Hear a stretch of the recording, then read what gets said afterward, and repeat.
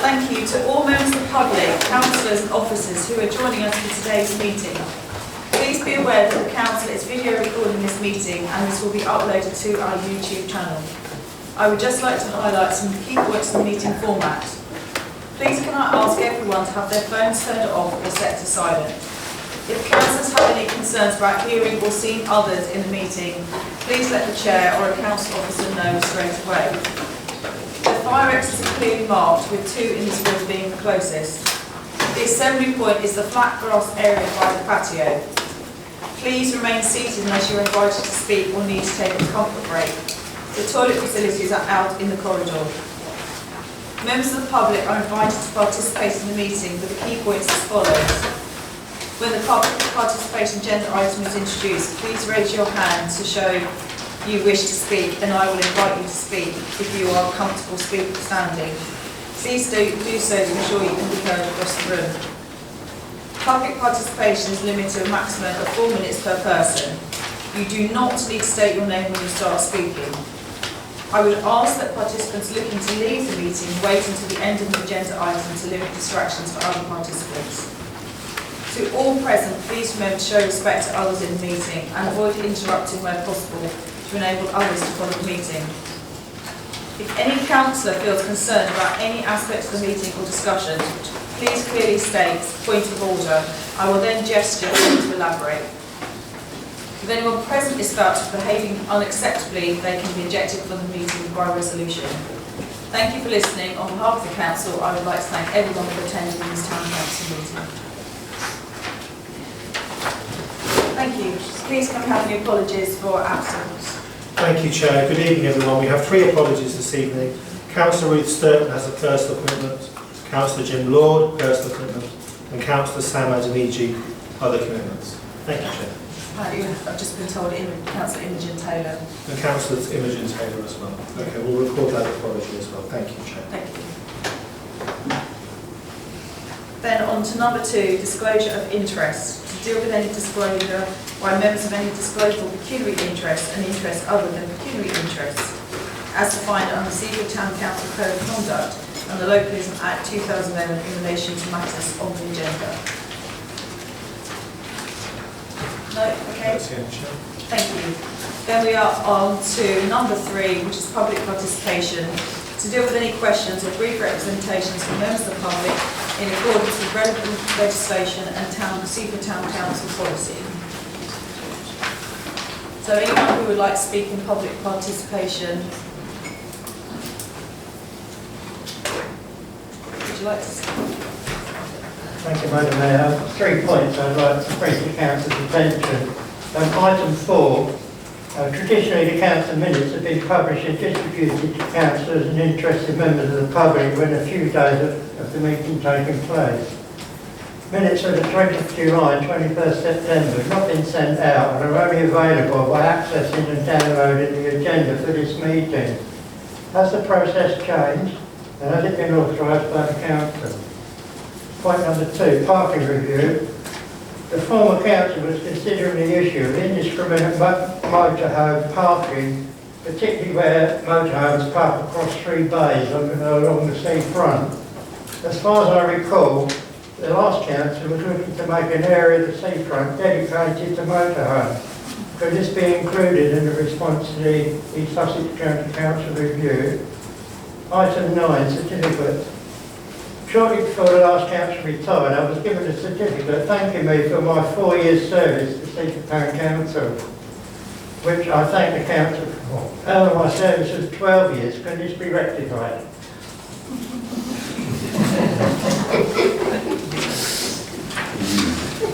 To respond to those now. Yes, please. Thank you very much for the 3 points. In terms of the minutes, there has been no change to the process. Minutes do appear as soon as they are ready. The council's had a very, very busy few months, especially since the election, and we're very fortunate to have so many committed and busy councillors conducting so much business. So our minutes have been a little behind on occasions, but the actual process has not changed, and we will always endeavour to have them available publicly as soon as we possibly can. With regards to the parking review, and in terms of, as you say, about motorhomes, those points are noted. I think within the report we do make reference to the fact that a particular management scheme for motorhomes is being investigated at this stage, and we're expecting to bring something to community services in the future about that. And in terms of certificate, I will pass that on and make sure we give you the right certificate. And of course, we appreciate greatly the amazing public service you have shown to this town. Thank you. Thank you. Who else would like to speak in public? If you want to speak on any agenda item, this is the time to speak on it in the public participation section. Lady at the back. Good evening. I just wanted to speak very briefly about Agenda 5, which is the Natural England Chalk Cliff National Nature Reserve, and say that looks like an amazing proposal that Natural England are looking at.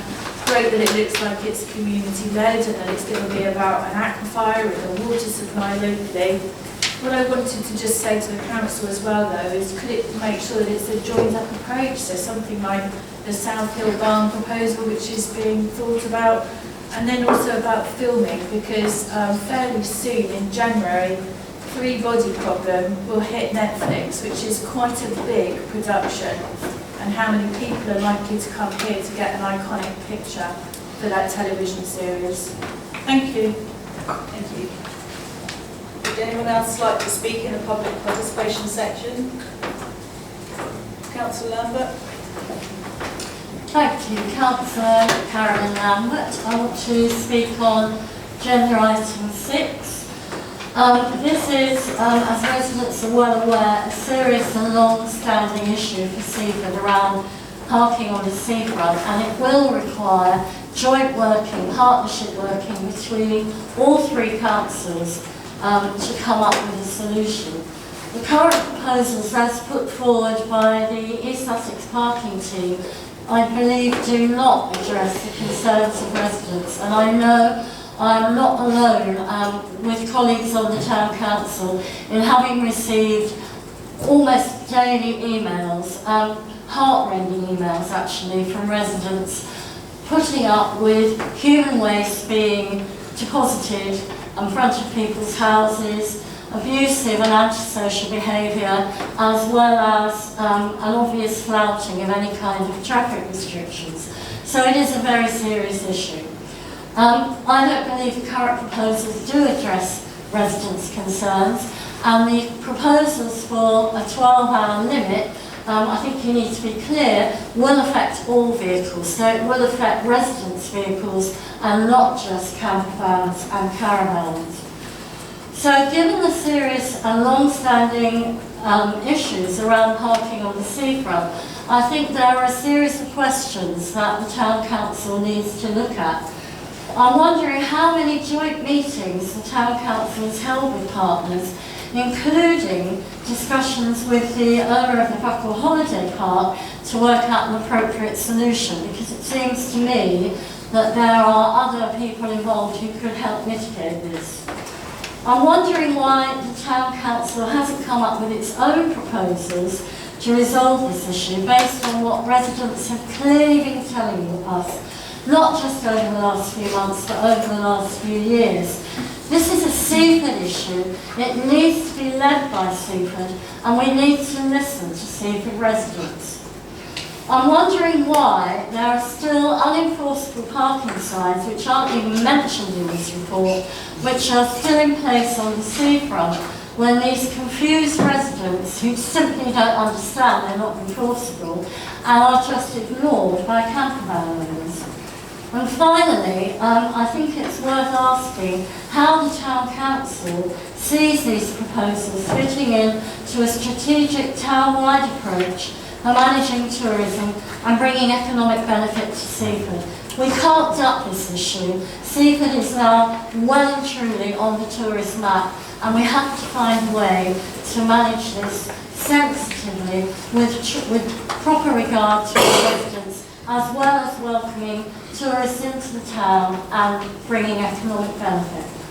Thank you.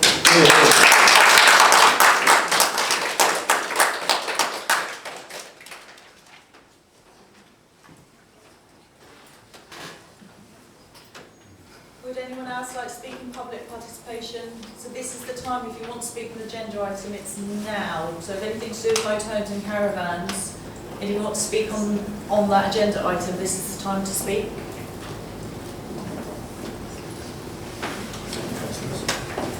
Yeah, I think some of us are totally unprepared because I think we believe that we would discuss this or comment at the time the issue was raised. So I apologise if my delivery is not particularly good. I echo, as a lot of the people here echo fully what Councillor Lambert has just said. Residents are having a very difficult time. Year on year it has got worse. Absolutely.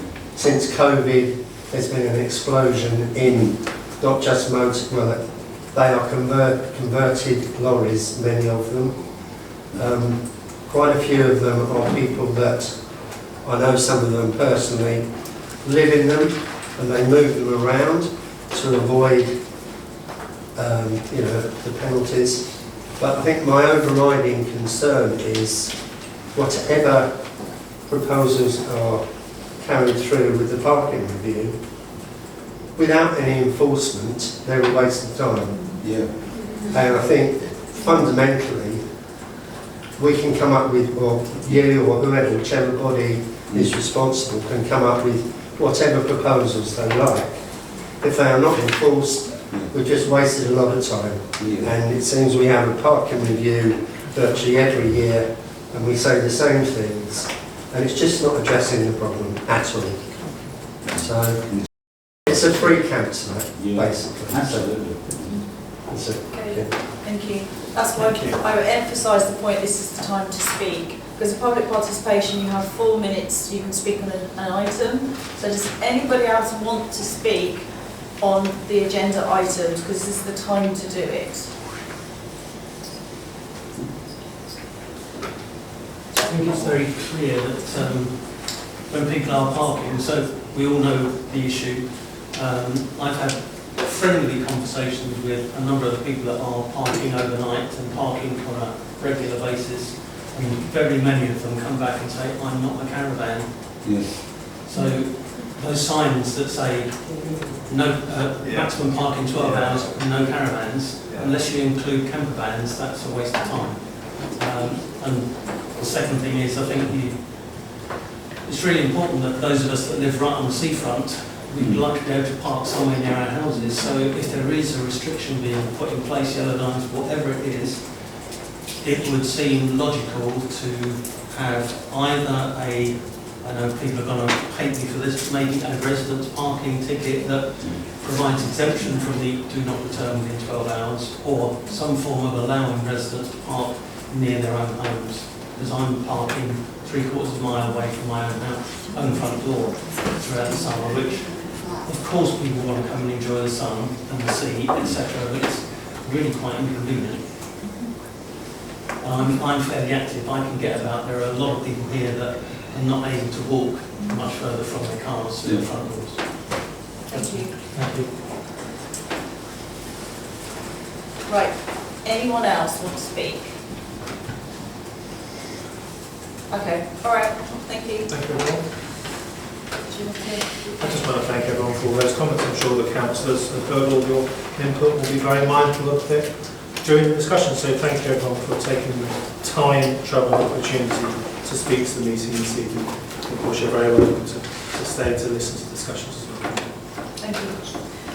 Right, then we're on to agenda item number 4, which is minutes. To note the following minutes approving or not approving recommendations as required. So I'm going to propose that when the full council, we could take those together. So can I have a proposer, please? Councillor and seconder, and all in favour? Thank you. Climate change, can we have a proposer, Councillor Bristow, and a seconder, Councillor Sturton, all in favour? Thank you. Community services, thank you, Councillor Wimmer. Seconder, Councillor Bristow, and then all in favour? Thank you. Finance and general purposes, Councillor Hura, and a seconder, Councillor Borman, and then all in favour? Thank you. Golf and the View.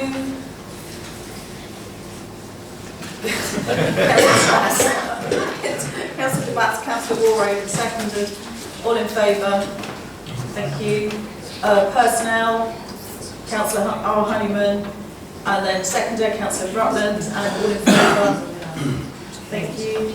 And then Planning and Highways, Councillor Walraven, seconded Councillor Borman, and then all in favour? Thank you.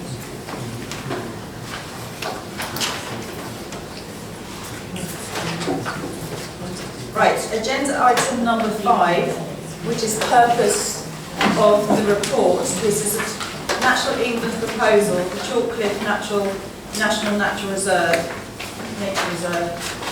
Purpose of the report is to provide a briefing to full council on what may be involved in Seaford Head Local Nature Reserve, becoming part of Natural England's proposal to create the Chalk Coast National Nature Reserve.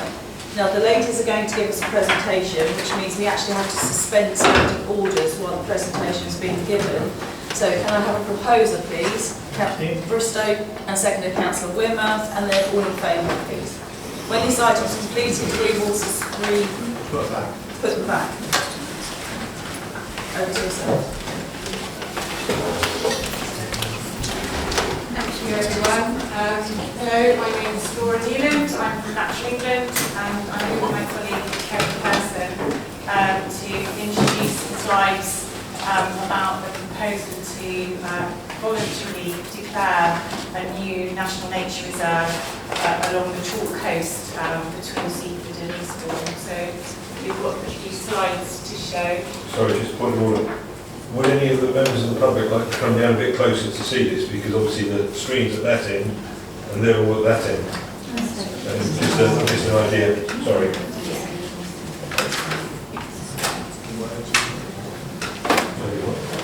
Can you hear me? Yeah.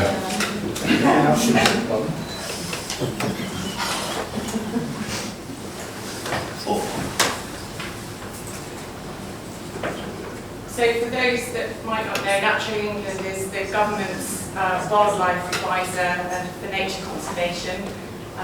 So that's where we sit. We're part of DEFRA.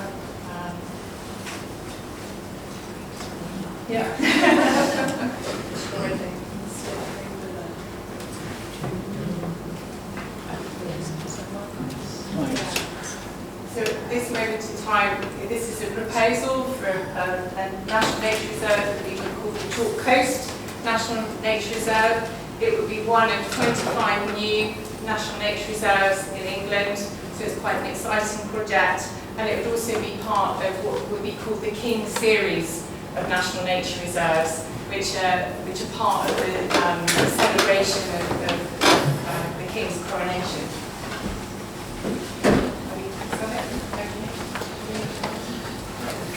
So why are we interested in a new National Nature Reserve?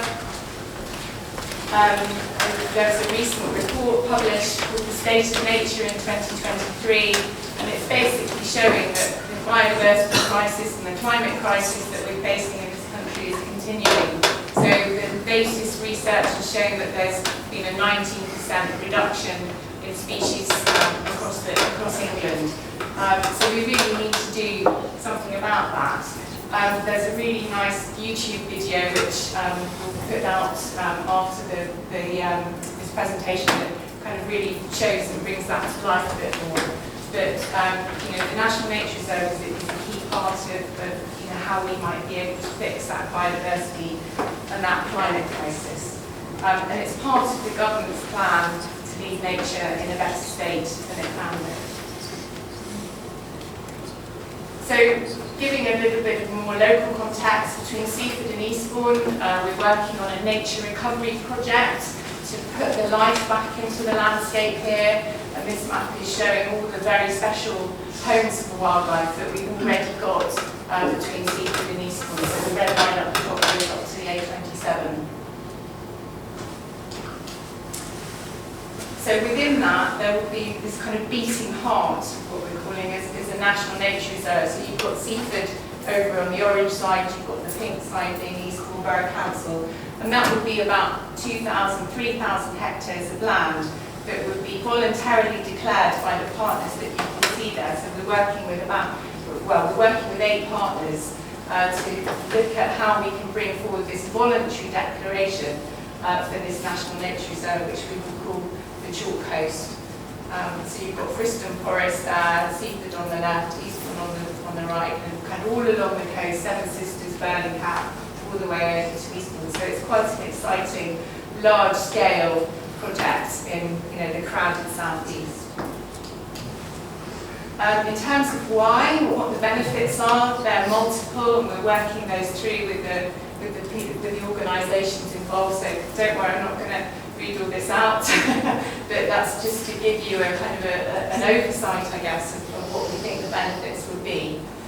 So that joined up management of that land would really bring some benefits to each of those landowners. And we're working with Sussex Wildlife Trust, who manage some of the land for Seaford Down Council, and they can really see the benefits of how this would work better by joining those organisations more closely together in a nature reserve.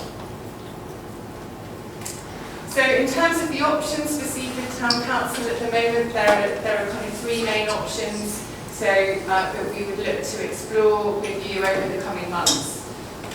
So the kind of orange land is the land that is managed in-house, and orange land could become what we call affiliated land. So the key about a nature reserve is that it's nature first in terms of the primary use of that land. So that's kind of the distinction between the orange and the hatched. And just to finish by saying, Seaford land is a really special land. It's really exciting in terms of the numbers of wildlife and species and habitats that you've got here. It's very, very special.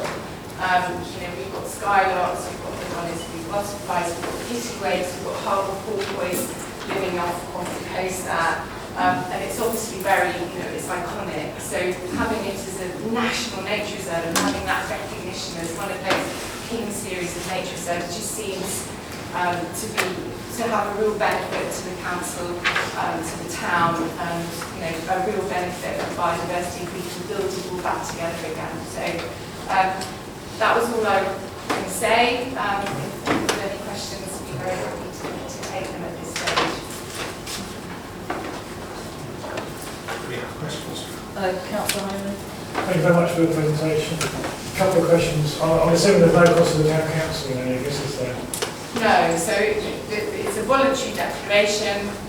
So the National Nature Reserve will be put together with Kerry and I. We will do the work.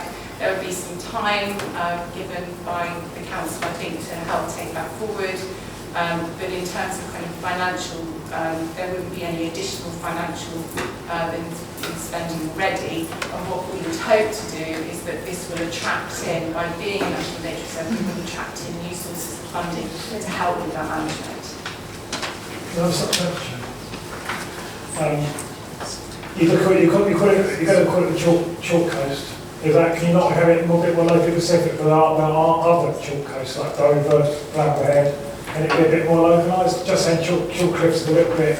Yeah, absolutely. That's the kind of... Is that working? It's a working title that when we got the partners together, that was the kind of suggestion.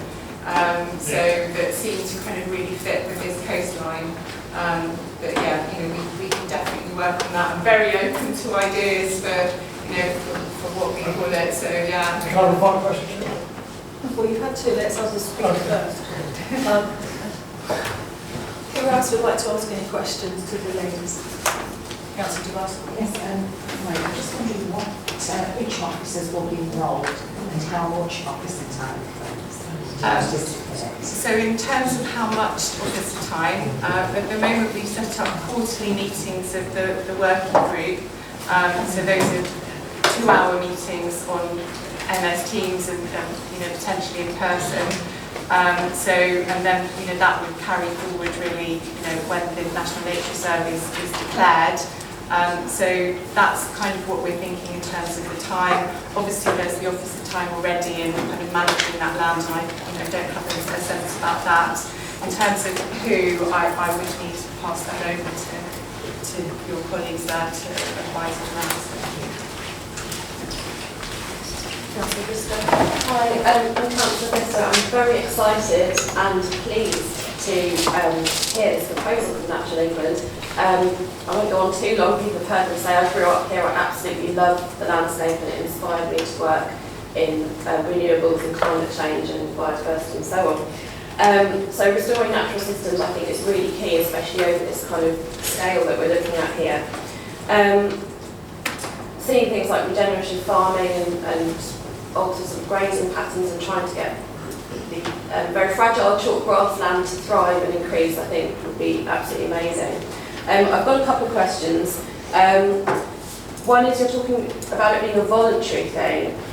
Is there any legislative advantage to having a national nature reserve? Does it increase any protections at all, for example, compared to a triple SI, which I believe is typically governed by bylaws? What potential might there be to increase community involvement, particularly things like community groups, which are very active in this area, we're very lucky to have? Has any modelling been done in terms of the types of management that this scheme might enable, particularly in terms of water supply? I did actually go along to the presentation from South East Water at the Walk the Chalk, and they touched on this, and they spoke a lot about the chalk aquifer and the fresh water that's coming in and the saline water and how that interacts and so on. But I'm aware of a lot of the theory, which I don't disagree with, but I'm just wondering if there's been sort of modelling, and can you tell us, you know, how long this will help for? How long will it take to help us in that kind of thing? Thank you.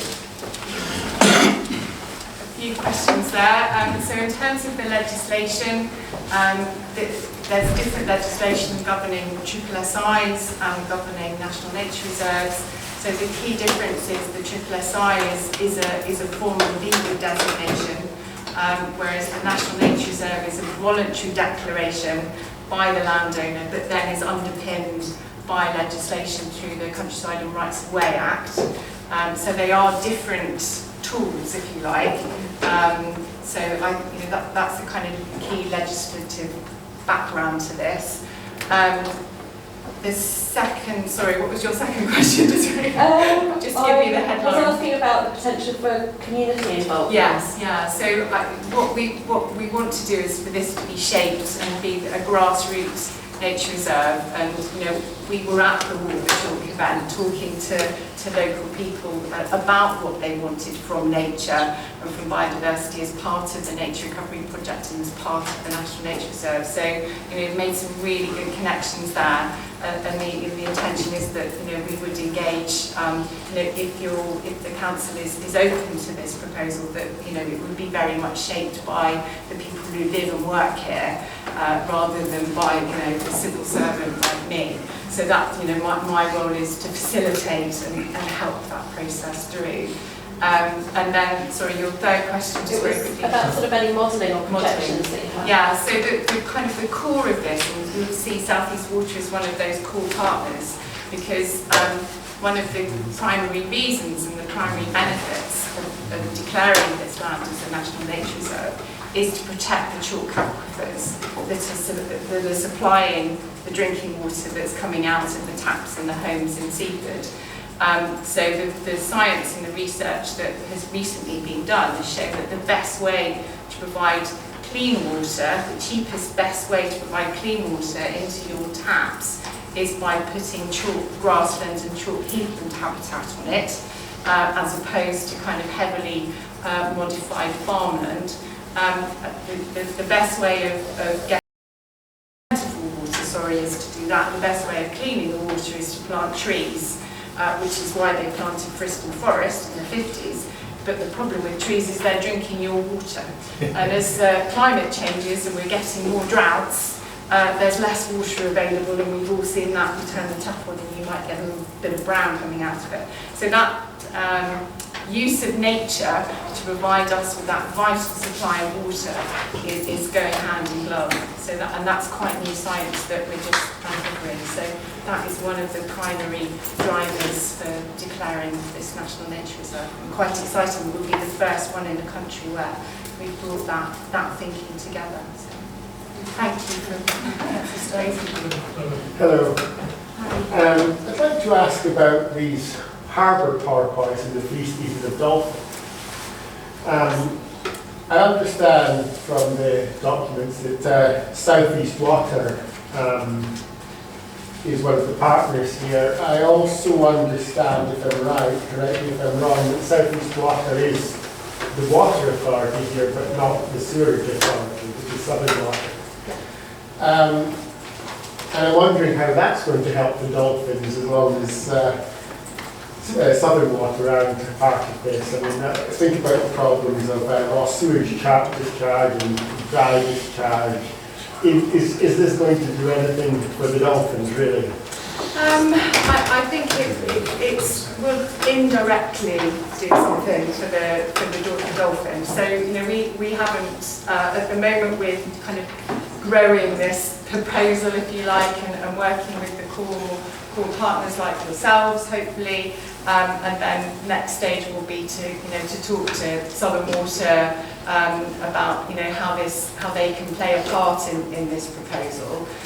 So I guess there's a kind of an indirect kind of relationship there. And I think the key for me is thinking about this as a national nature reserve and the story and what that is saying to people. This is a really important place for nature. So we need a clean environment, and we want people to commit to that.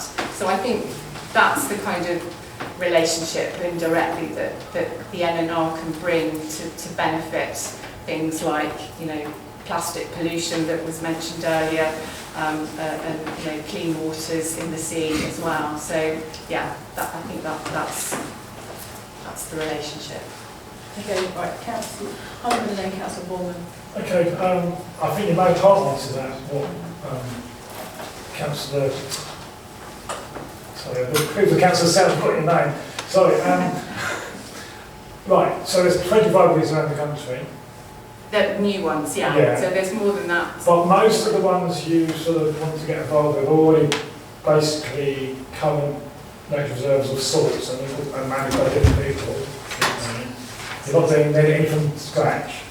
So there's various wildlife trusts around the country, as you know, this is subject to this one, as you are, there's other wildlife trusts anyway, as there are. What I was trying to say is, why do we need you if they're already managing basically wherever they are? So what's the point of you? Are you just trying to do, what's really the point of it if they've already been set up, they're already on nature reserves? Are they doing things wrong, or are you a bit like an overseer? I can't really quite see the necessity, but they're already doing the work anyway. So is it quite duplicate or what? So I think there's a couple of things there. I think a lot of the land that I've mentioned there is in unfavourable condition. It's already designated as a triple SI, but it's still an unfavourable condition. And I think that the National Nature Reserve, by being a partnership of bringing those landowners together and looking at the land as an ecologically functioning scale, I would call it, rather than the small pockets of land that is what's being managed at the moment, by bringing those partners together, that is when we can actually change the condition of that land for nature. So at the moment it's all too small scale. And Sussex Wildlife Trust are very much part of the conversation, and very, very supportive of taking this different partnership approach at that landscape scale, at that ecologically functioning scale. So they really see the value in going down this route, as do the National Trust, as do the other partners, the Forestry Commission, etc. So, Natural England is one of the core partners. We manage Lullington Heath, which is already a National Nature Reserve, but it's only 63 hectares in size. To get the ecological functioning scale, you need at least 1,000 hectares. So what we're talking about here is, 2,000 hectares. The bigger the better, really.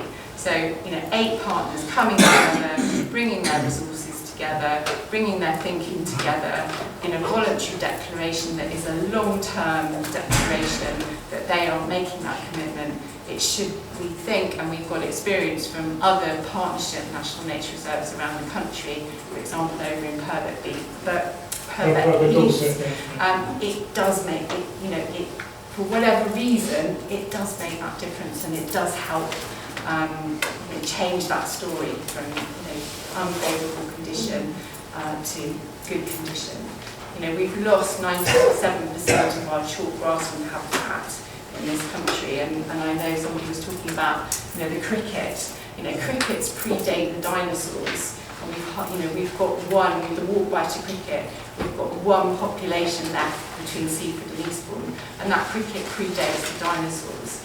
And yet, you know, it was so popular and so common that people used to pick it up and, you know, use it to clean their walks. You know, it was that, you know, it was that. You can see it so often. There's some incredible stories. And now we've got one small population left. And so that's why, you know, if we can get this National Nature Reserve into people's minds and use it as a tool to bring people together, it could be that kind of transformational piece that, you know, brings that chalk grassland habitat back for us all, so that we're not losing it. Thank you very much. No, I don't need to say anything. Right. I'm happy with your sponsor. Councillor Baldwin. Thank you. This is a question kind of to you, but also to officers. There was, I think, 4 different options about how Seaford Town Council can be involved with the management of the lands and ecology. What is it, which one maybe you would prefer to see? And obviously officers have been in discussion with Natural England on this for this proposal. What kind of way are officers looking at this, or thinking that they would like to go? Can I go first? Yeah, I think my answer is quite simple. So let's take one of these two. Okay, that's all good.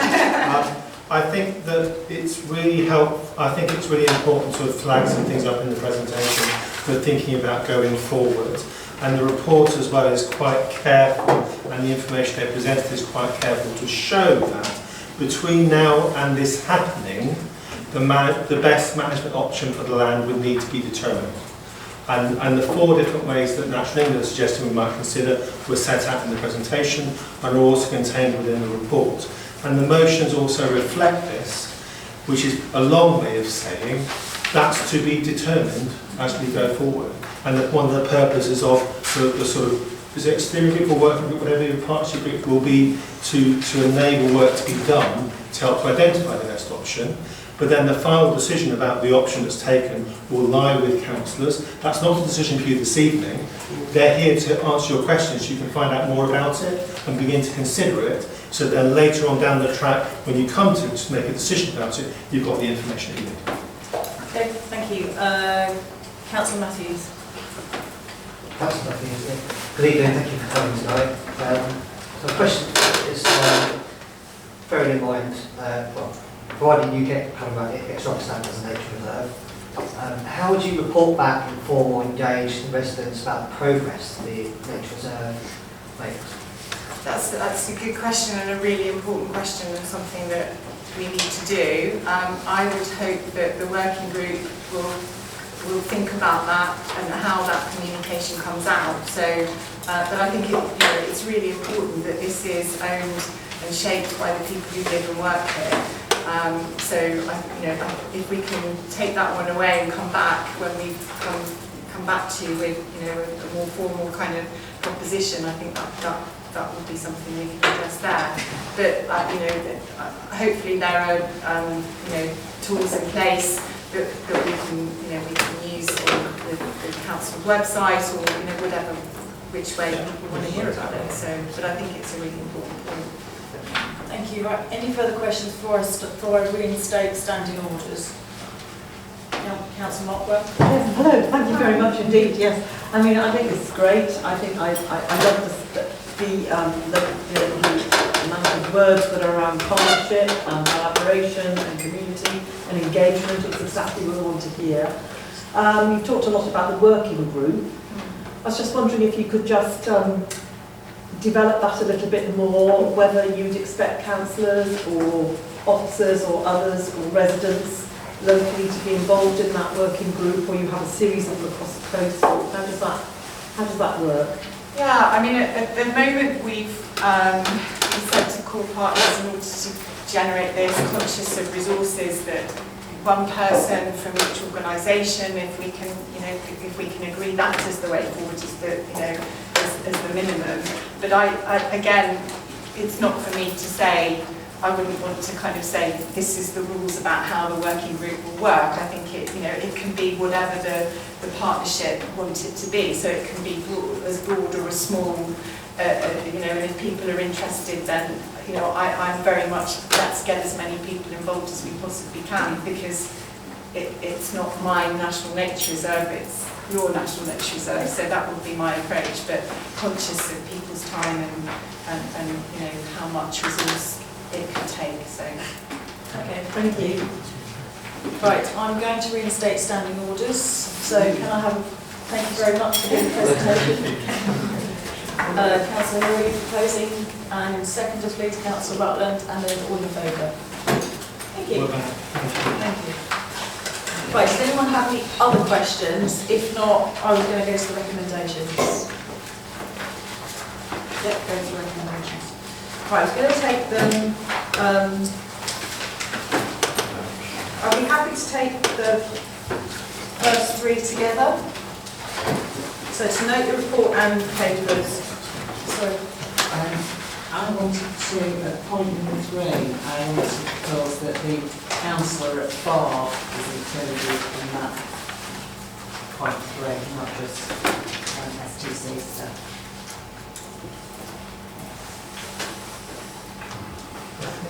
Yeah, I mean, I think that it's normal practice to describe motions in this way within the council.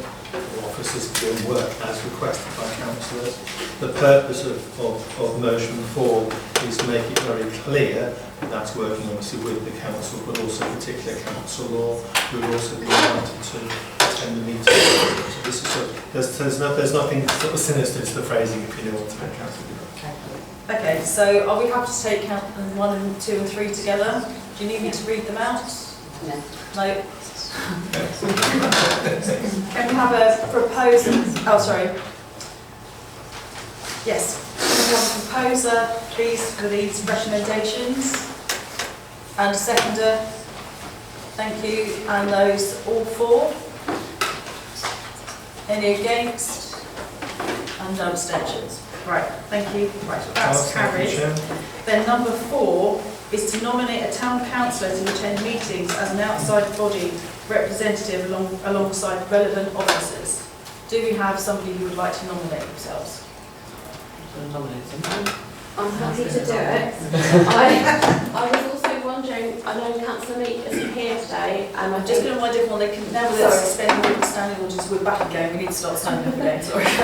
I was just thinking that Councillor Meek isn't here tonight, and he's got a lot of fantastic long-running knowledge about this, and we work together quite well on other things, whether it might be possible to have 2. I mean, I'd be very happy for this, Chair, I mean, I'd be very happy for this motion to be taken, really I put 1, to be clear to Natural England, that 1 councillor will attend. But I don't think there's any requirement it's always the same 1. But I think we want a councillor or group of councillors to work with officers on helping to take this forward. So if more than 1 councillor comes forward, you can be we won't constitute a group for you, but you will be expected to work together and then figure out together who's going to go to the meetings. Does that sound acceptable to councillors as a way forward? Well, shall we do that then, Chair? Yeah. Councillor Buster, do you want to say something? That's fine, I just wanted to check. Councillor Paul. Can I just ask, when are these meetings held? Are they daytime, evening, or when? Because that might determine someone's availability. Friday mornings? Oh, that's going to suit with quite a lot of people then. Yeah, so I'm afraid they are different. That limits who can go there, because most of us are working full-time, part-time. Right, okay, so we can make that decision after this meeting. So we're all happy to nominate a town councillor to attend meetings as an outside body rep. So can I have a proposal, please? We're just proposing that at this stage we nominate a town councillor. Thank you, Councillor Rutland, a seconder, Councillor Dubas, and then all in favour. Thank you very much. And Chair, we've noted that Councillor Bristow will be one of those councillors. Yes. And I think, again, I'm very happy, Chair, as Town Clerk, to take any other approaches and then we'll liaise with councillors to go forward from here if people are happy with that. Okay, all right. Thank you very much. Thank you very much. Right, we're then on. Thank you very much. Right, we're on to agenda item number 6. which is to enable full council to consider and respond to parking consultation relevant to Seaford and to raise any other relevant matters.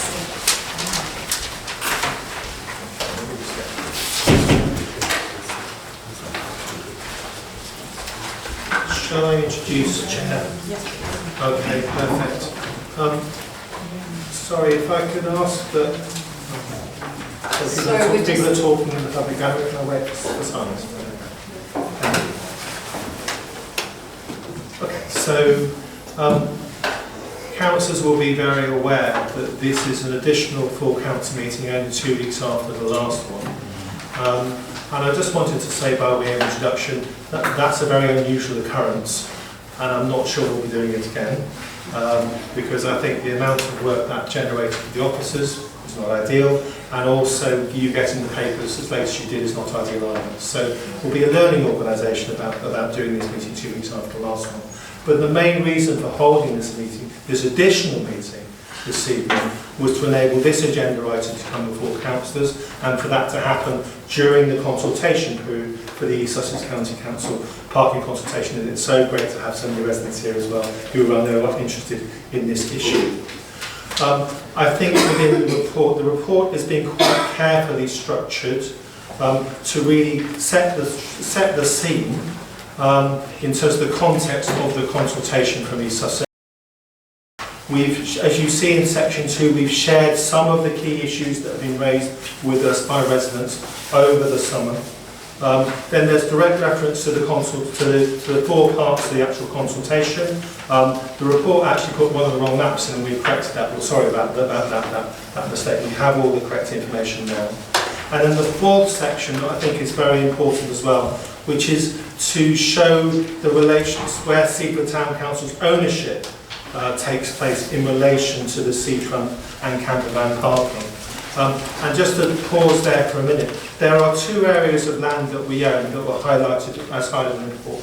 Most of the land, which is basically from the Martello Tower down to Splash Point, where the parking takes place is on verges that are a Lewis District Council public car park. So they're under that jurisdiction in terms of parking rules and regulations.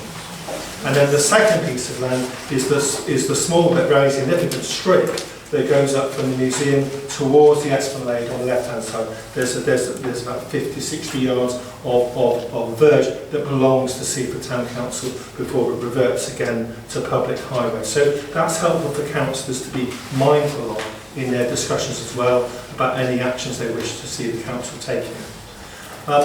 The motion tonight enables the Town Council to put forward points they wish to make in response to this public consultation, and not both directly addressing the points East Sussex are raising, but also being mindful of maybe some of the things we've heard this evening. There may be other additional points councillors also wish to raise with East Sussex through this consultation, and we've liaised, as part of partnership working, we've liaised with the relevant East Sussex County Council officers about this, and they are happy to receive a report from Seaford Town Council rather than just asking us to fill in the right boxes on their form, if you like. So you can go a bit broader if you want to, in terms of any key points you want to make.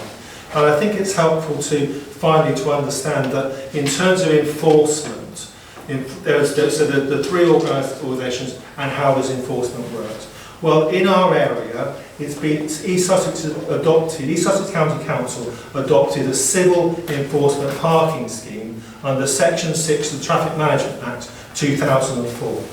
Under this, East Sussex County Council, not the police, are responsible for enforcement around on-street parking contraventions. So that's double parking, parking on double yellow lines, parking in disabled spaces, etc., etc. That all lies with East Sussex. Lewis District Council are responsible only for enforcement in their own car park areas, such as, for example, the Esplanade car park. And the only area where Seaford Town Council may have direct enforcement powers ourselves is on the land that we own ourselves. Otherwise, the enforcement will lie with East Sussex or Lewis District, depending upon the location and the type of parking offence that is taking place. I hope those are helpful points, Chair. I'm happy to hand back to you for the councillors to discuss. Thank you. Thank you. Do you have any questions? Councillor Bristow. I just have a kind of preliminary question, if you like. Particularly, this applies to all of the proposals, but particularly Broad Street and Helen Road, is how does East Sussex come forward with these proposals? What's the work that goes on before this is presented to the public and to the councils to then comment on? I don't know if it's I can't give, I wouldn't pretend to be an expert answer to that question, Councillor Bristow. But I do know that basically, I suppose that basically because I think that essentially because their job is enforcement, they become aware of parking issues and then consider whether they want to consider any changes to them. And then if they consider any changes to them, they consult about them. And it's the consultation part of that process that these things are for. So my understanding would be that these are things that have kind of come up for them and hence they're now. So really it is because of the camper van and similar vehicles parking for long periods of time on the seafront that's the main driver to the amendment to the 12-hour parking restriction that they're proposing for this. That's designed to get rid of someone staying in for a week. That's what it's for. That's its aim and its purpose.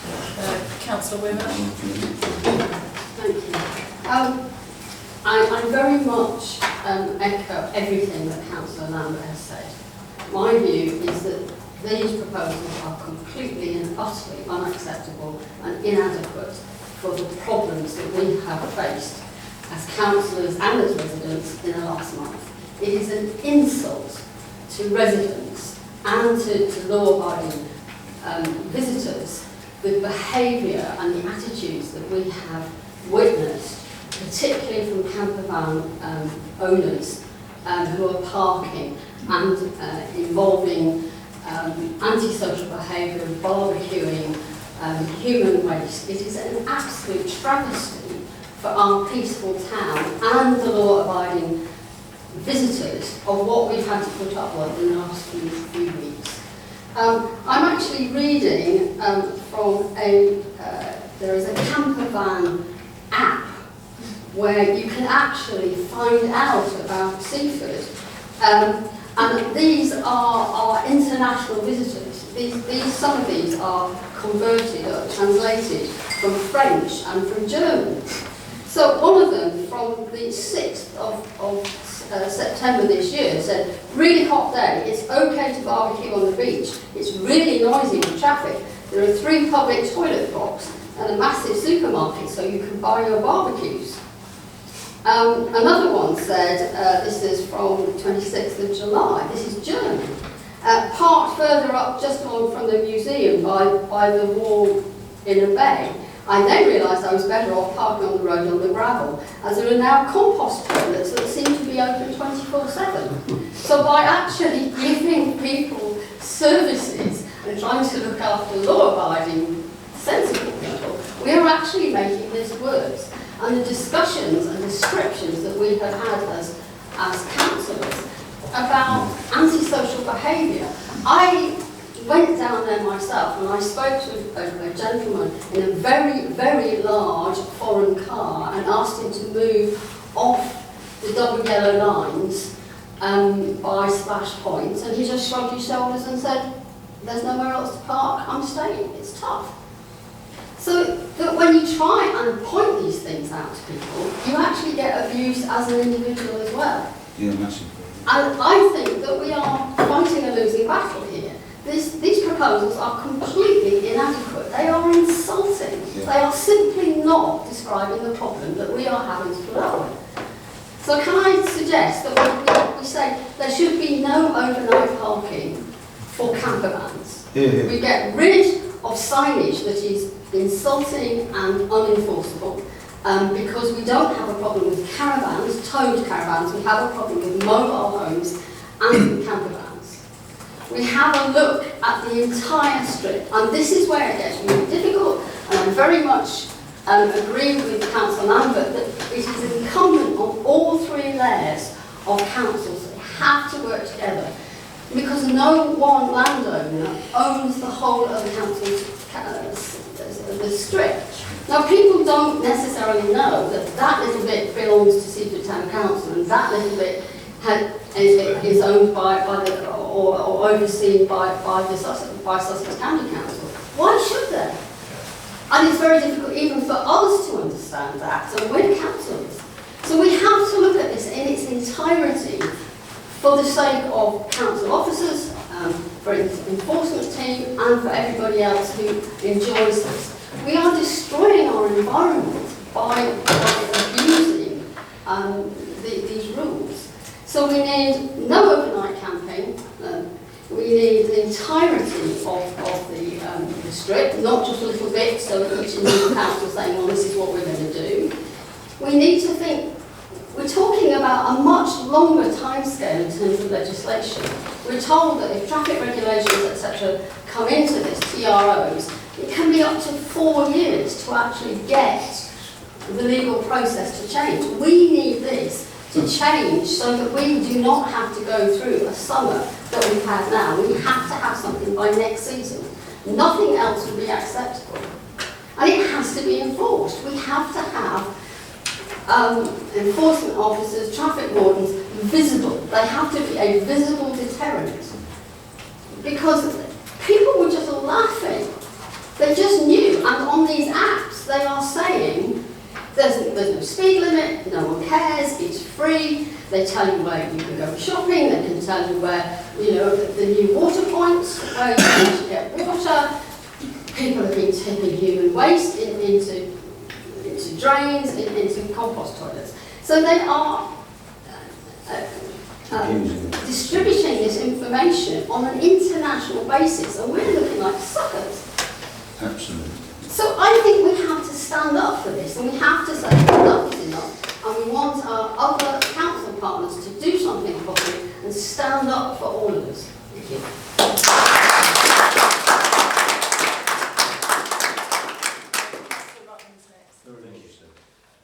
I echo what she said.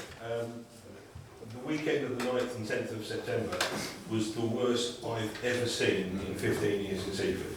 They were 3 deep opposite Edinburgh Road, and they were on the pavement and everything. And I actually rang parking enforcement at Lewis, and if I hadn't contacted them, we wouldn't have had any parking enforcement officers down that weekend. It was only because I managed to get hold of making a nuisance of myself that they actually sent anyone down. They didn't get down till 6 o'clock in the evening, but they were giving out tickets eventually when they did arrive. But you're right, these recommendations are, quite frankly, completely inadequate. And I put a lot of thought into this, as indeed most people are. My mother-in-law lives on Marine Parade, opposite where the big problem was. We often sit there in the evening, have a meal, and look out over the view, and it's often spoilt by vans and things. And the solution that we actually need is not no camper vans, just no vans. It should be cars only from the Buckle down to the Martello. Cars only, and that's it. No campers, no caravans, no motorhomes, just cars. And then that would eliminate a lot of the motorhome problem. But more than that, what we also need is enforcement. Because you can have all the rules you like, but if it's not enforced, it doesn't matter. So we need to have regular patrols, and when they know it's going to be a good weekend, they need to lay on more, a bit like litter picking. When we know we've got a busy weekend coming up, they'll lay on extra litter. I must sit down. They'll lay on more waste disposal people for cleaning up. It should be exactly the same with enforcement. So we need to get everyone. People have said let's have paid parking. That's a very bad idea. We don't want to go down that route. That's a whole can of worms, and it doesn't benefit the town anyway because the revenue wouldn't come to us. So that's completely useless. But cars only from Buckle down to Martello, and a lot more enforcement on a much more regular basis, and that will solve the majority of this problem. That and a 20-mile-an-hour speed limit on the seafront, and that will solve most of this. And that's what we need to be doing. Councillor Debus. The sign says 40, it says cars only. Sorry, we just want to refer to point 4.4 please, about the proposal to provide paid parking. I spoke to Mr. Webb from the Caravan Park, and he said that paid parking was available on his site throughout the summer, and he doesn't believe that any of the people parking on the seafront were doing so because there wasn't capacity. They were doing so because it was free. So I don't want to see any part of Seaford Council running a mobile home or camper van park, especially not in the Buckle, which would then take away essential parking for our visitors and residents as well. Thank you. Thank you. Councillor Sturton. Thank you. I mean, I'd like to really agree and underscore with some of the points made by other councillors, including Councillor Weirmouth and Councillor Rutland. Some of you know that in my day job I'm a professor of law, and for about half my academic career I worked on issues of regulation, and mostly as it happened in infrastructure in developing countries. And the one thing that we always knew, and it's not rocket science, is that when you want to use law to change behaviour, you need three things. You need the rules, you need to set some standards, you need to gather information on what people are doing, and you need some way of changing behaviour to bring deviant behaviour in line with the rules. And if you don't have all these three things, not only do you not have an effective regulatory regime, you just don't have regulation at all. So it's a really complex problem. I don't envy officers who have to respond to this and work it out. But whatever solutions get proposed, we have to know not just what standards we want. I certainly warmly disposed to a suggestion of cars only, or at least thinking about that. We have to work out, well, how are we going to know? How are we going to know? We can see it here in the town, but how is officialdom going to know when vans or camper vans are parking there? How are people going to know? And what are we going to do about it when they are? And I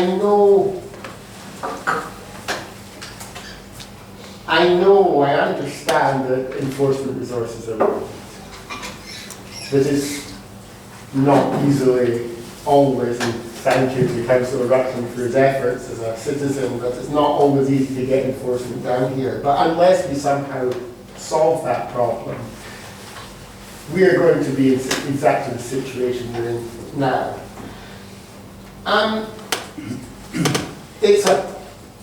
It's a parking problem, it's not just a parking problem. Yeah. And that's part of the complexity, and it's only partly a problem that's going to be solved by parking enforcement. We're dealing with issues of using our scarce water resources. And we're dealing with issues of litter, we're dealing with issues of, well, worse than litter, human excrement, pollution, that sort of thing. We're dealing with issues of antisocial behaviour. Parking enforcement officers, whether they're Lewis or anywhere else, don't deal with all of these issues. They deal with the core park, but I do, so if I could just add one thing that perhaps has not been said yet, it's that, or maybe it has actually by Councillor Weirmouth, but we do need joined up government here. And joined up government not just between the parking authorities of town and district and county. We need joined up government across, public health, parking and all the rest. And only that way we're going to actually have the solution that we need to have. Thank you. Councillor Bristol. Thank you. All right, again, I just want to thank all the councillors for, I agree with everybody on points, and certainly Councillor Sturton saying about joined up working, including other teams to deal with this multifaceted problem. I spent 2 or 3 years living quite close to the beach on College Road at the beginning of the pandemic, and I saw how bad it got then, and I think it's just got worse, and it really is a problem that is pervading many of our services. I mean, I've walked along in the evening and seen huge bags of rubbish come out of the vans and put in the town council bins, which has taken up a whole bin at once, you know, awnings over the promenade, which could be a trip hazard to just the small things, which have been mentioned. I'm quite keen to pick up on a point, especially having spoken to someone who lives right along the promenade, not on the promenade, sorry, on the Esplanade and Marine Drive, and I think one of the members of the public said as well, with this current proposal that East Sussex County Council are putting forward, it's sort of 12 on, 12 off, it's not practical for residents. A lot of residents live in flats, a lot of rented flats along the seafront. People need somewhere to park their cars, they don't typically have driveways, people are working night shifts, different hours, you know, having a 12 on 12 off would be a real headache and inconvenience. And whilst I really want to help to solve the issues at hand, I don't want to disadvantage our residents in the process, and I think that's something we need to definitely bear in mind. The section of the seafront between the Martello Tower and Splash Point is the part which Seaford Town Council owns, right? So I'm just wondering, whilst joined up working would be, you know, an excellent idea, it's not going to happen overnight, we really want to try and do something by next year, could we perhaps use that as a little bit of a trial to try and get something there ourselves, and perhaps some, I don't know how we would enforce that ourselves, but at least we could set some rules there and start to set some standards, particularly because, okay, it's not near the house, because I appreciate that, but it is the environment, quite an environmentally sensitive end there actually. We've got the Kittiwake colony at the end, and it's an area that people go and enjoy. So, in terms of the geography, and I really completely echo what Councillor Weirman said, which is one of the things that happened when I started working here, was to try and understand the geography of the seafront.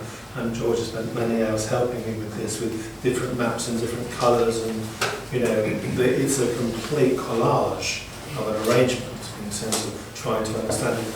But the most simple fact for the County Council, what's in this report, is that we own 2 areas of land. Now, in terms of the main bit going down to Splash Point, yes, we own that land, and we do loads about looking after that. For the whole of the road, we fill it in, the fence is broken, mend it, the street lights aren't working, we fix them, and our small team do all of that work now to maintain that area for the public. But the verges are very clearly car parks, and we have no jurisdiction over car parks. Does not mean we should not talk to our partners about trying to do things, of course we should, completely, and we do. So we're very happy to take away the desire for a slightly more focused conversation about those areas with those relevant authorities. But as a town council, we have no jurisdiction at all about the parking in that bit of land, even though we own it, because it is a car park. Thank you for that. But the contract, so the only bit that isn't a car park that we own is that short strip where the compostable toilets are that you were referring to earlier, and again that's why the report shows that. Well, in that case, I really say it is critical to consider the whole length, especially being a district council for Seaford West. The Buckle car parks used all year round. I don't want to see the problem just pushed further down the road and pushed onto other people. I think we need to address it square on. Thank you. Councillor Yeah, just a few sort of general points, but I mean, I'd echo what's been said already. I mean, this situation does slightly show the ridiculousness of our local government system, that you have 3 councils that are basically unable to solve the problem because they keep saying that part of the problem sits with another council, and then it gets battered forward, and the problem goes on for years and years and years. I am the town councillor for Seaford Esplanade. I spent a lot of time talking to the residents of Martello Mews and other roads around there, and it is last summer. It got worse. The summer before that, the problem got worse. The summer before that, the problem got worse. And the solutions don't seem to be meeting the scale of the problem as it's rising over and over again. And frankly, East Sussex County Council is very slow. And going through this consultation, I worry we're just going to have another summer, which is even worse than the last one. So one of the things I'd really like to make sure we are responding with is a sense of urgency. We need to say that this problem is making people's lives worse, and we need to push East Sussex County Council to actually take this seriously, and to make sure that our town council is giving Seaford residents a voice. But whether it's fixing the signs, adding enforcement, or having car-only space, we need to see it urgently. Like, it's not a problem that can wait another summer, and we really need to be pushing for all of these things now, and also taking the steps that Seaford Town Council itself can take now, including changing our own signage. So yeah, that's my general points. Thank you. Councillor Honeyman was next. Thank you, Madam Mayor. Just following on what Councillor Hollow said, was obviously someone had the idea that there were 12 and 12 for the whole basically length of the seafront. I don't know, that would have come from, I don't know, someone would have thought, some county council officer would have thought about somewhere along the lines, and we ended up with it here. Like Councillor Lambert, she can put her input in the relevant committee, and I'm sure she could do that if she feels necessary to do that. There are main meetings where they deal with the whole of the county, and they do go through the various streets around the county, like Heathfield, Holgate, whatever. Back to us though. If we accepted the 12 and 12 rule at the moment, is there any advantage? That's one question. I can't see the advantage at the moment. Even if it did get accepted at the county council at this stage, is that set in stone, or are we really waiting for a more bigger review down the line with all the enforcement side and everything else? So is it worth just putting this on hold and just say leave the status quo just for now, if we know it's going to be the other two councils are going to get involved? If they're not, is this a better halfway house for the time being or not? Again, there's so much uncertainty, so much unclarity, especially with lack of enforcement by the other two authorities. I think I've said enough. Thank you. Councillor Holman. Yeah, thank you, Chair. I think obviously everyone's in agreement with the residents as well as each other that these proposals we don't accept. That 12 hours on, 12 hours off is not helpful at all, and we really need to be making that clear that it's not acceptable. But other points that residents have made is we still want to have visitors to our town. So just saying, oh, it's cars only along the seafront isn't going to help that, because, and this is where another resident said, we did talk about in the last administration that we were going to look at having some specified areas for camper vans. So it wasn't across the whole seafront, but there was a small area.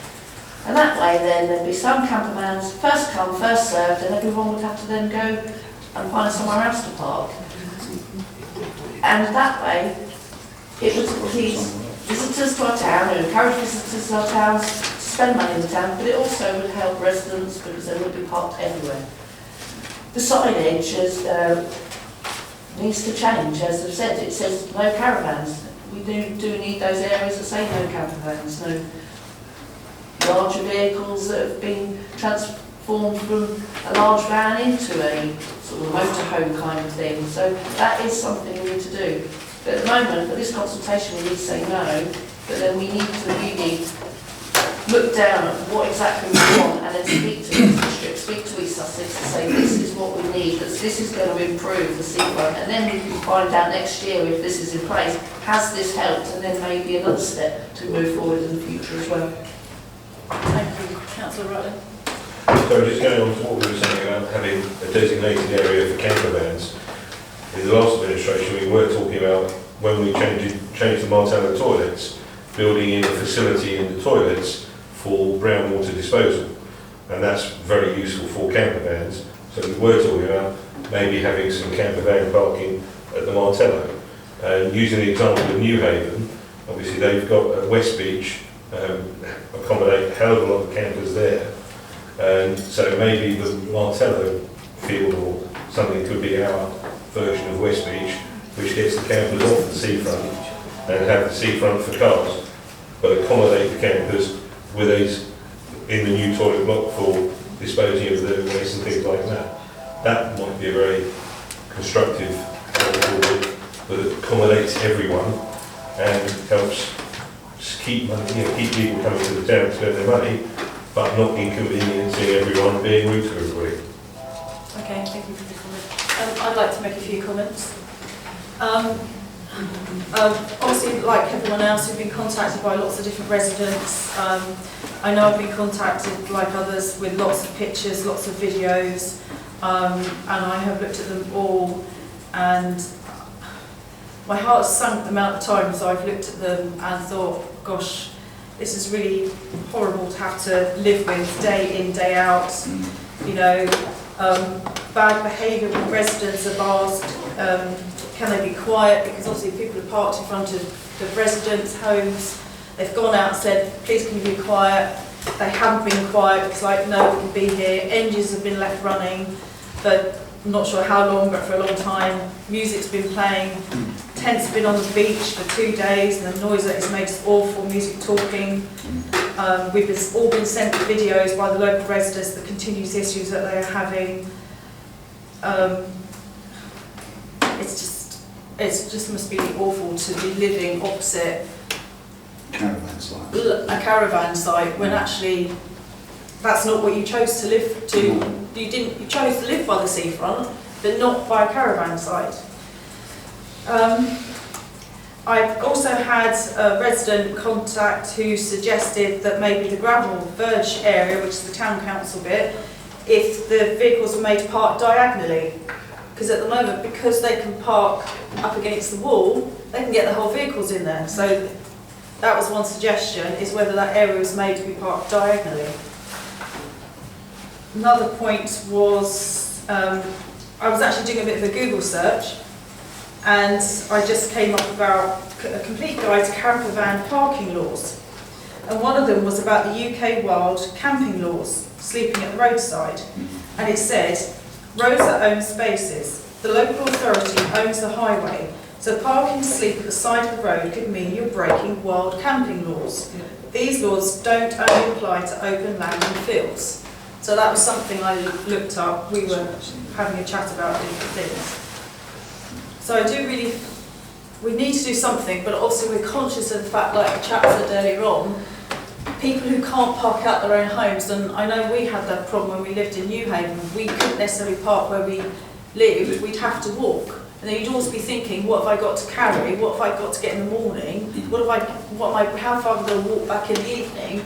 So I totally get that we need to make sure, however we do this, this is okay for everyone.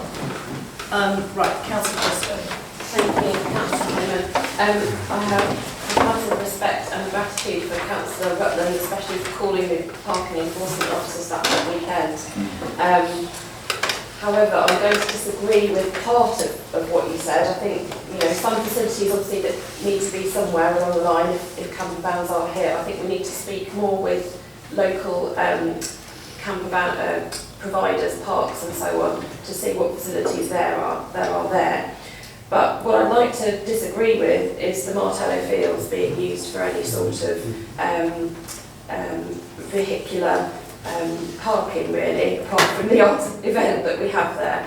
Having lived very close by and in a flat, I know firsthand the importance of those green spaces to people for their well-being, and also there are important renaturing programmes present on those as well, which coexist quite happily with the amenity to people to go and walk, have a picnic, lie down in the sunshine, so on, for those who don't even have a balcony in the summer.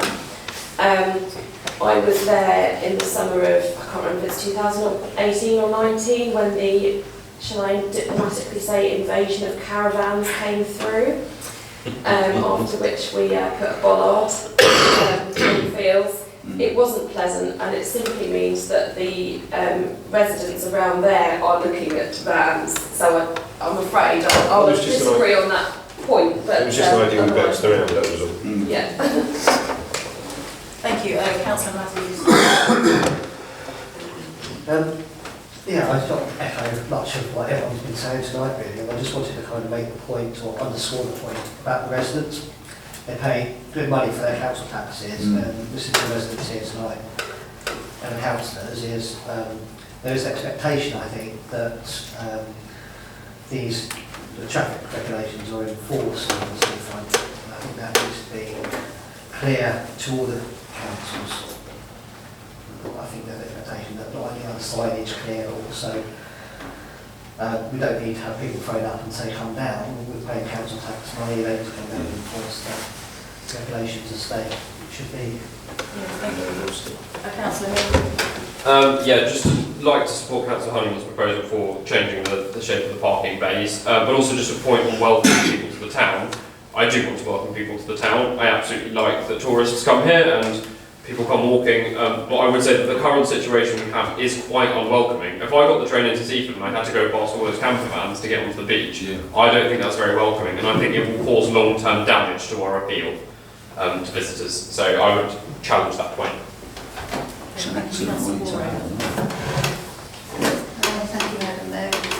Yeah, I've listened to all the comments and totally agree. I don't think the new proposals would be any good at all. And I do think that I did sort of agree with Councillor Rutland to ban camper vans completely from the seafront. But with second thoughts, I don't think they should be allowed where residents overlook them. So sort of between Martello Tower and Splash Point, where it's more open, that's where they could go, but ban them for the rest of the seafront. And I would like to pick up on one of the residents with living on the seafront where they can't park, and if they can have some form of residents parking only on that side of the road, especially where the road is narrow along the promenade. So that sort of helps addressing, the residents with private parking, and that visitors can't park along that part of the seafront. But as I say, I do agree with everything, because it has got increasingly bad, and it's not just the seafront; it's also at Tunnel where the parking has been absolutely awful. Even where the bus lay-bys, there's been parking there all on the verge along the A2 line, which is really dangerous. So it's our town completely, and we must address it. And the number one factor is enforcement today. Thank you. Councillor Stern. A little additional point. I don't know if anyone knows, but when Ruth and I moved to Seaford 8 years ago, we were homeless, and we spent 8 weeks at the Buckle Camping Caravan Park. And actually, I wouldn't necessarily wish 8 weeks on anyone, but for somewhere to stay during summer, it is a wonderful facility. It's got clean showers, it's got electrical hookup for caravans, it's got wastewater disposal, it's got clean water, it's got everything you could want. It's well placed for walks and runs down tide mills. It's right next to Bishopstone Station if you need to get anywhere.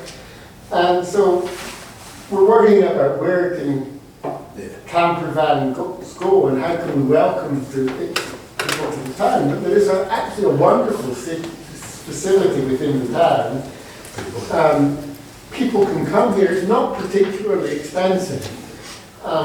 So there is the facility there. If you could afford to operate a camper van, that's not particularly cheap as it happens by the time you've got your diesel or your running costs. You can afford your nightly fee in the Buckle Caravan Park. So I would commend that as a wonderful facility for visitors to our town, and we don't need to accommodate camper vans on it. Thank you. Right, what I'd like to do now is start putting some recommendations together. And do we want to, because we've obviously got the different proposals, we've got the different do we want, sorry? Yeah, do we want to take them individually, or because a lot of them can actually go together, are we just going to do some general recommendations that we want to go for the consultation? Councillor Honeyman. Yes, thank you, Chair. Yes, obviously what I call the so-called easy record on the panel roads of Water Street and what's the other road we're looking at? What's that one? Panel Road, I think. We're doing that separately, obviously. But are you going to concentrate on the Seaford at this stage first? So Yeah, I we've think been we talking about it. concentrate on the Seaford Okay, first. maybe come back to the other bits. Yeah.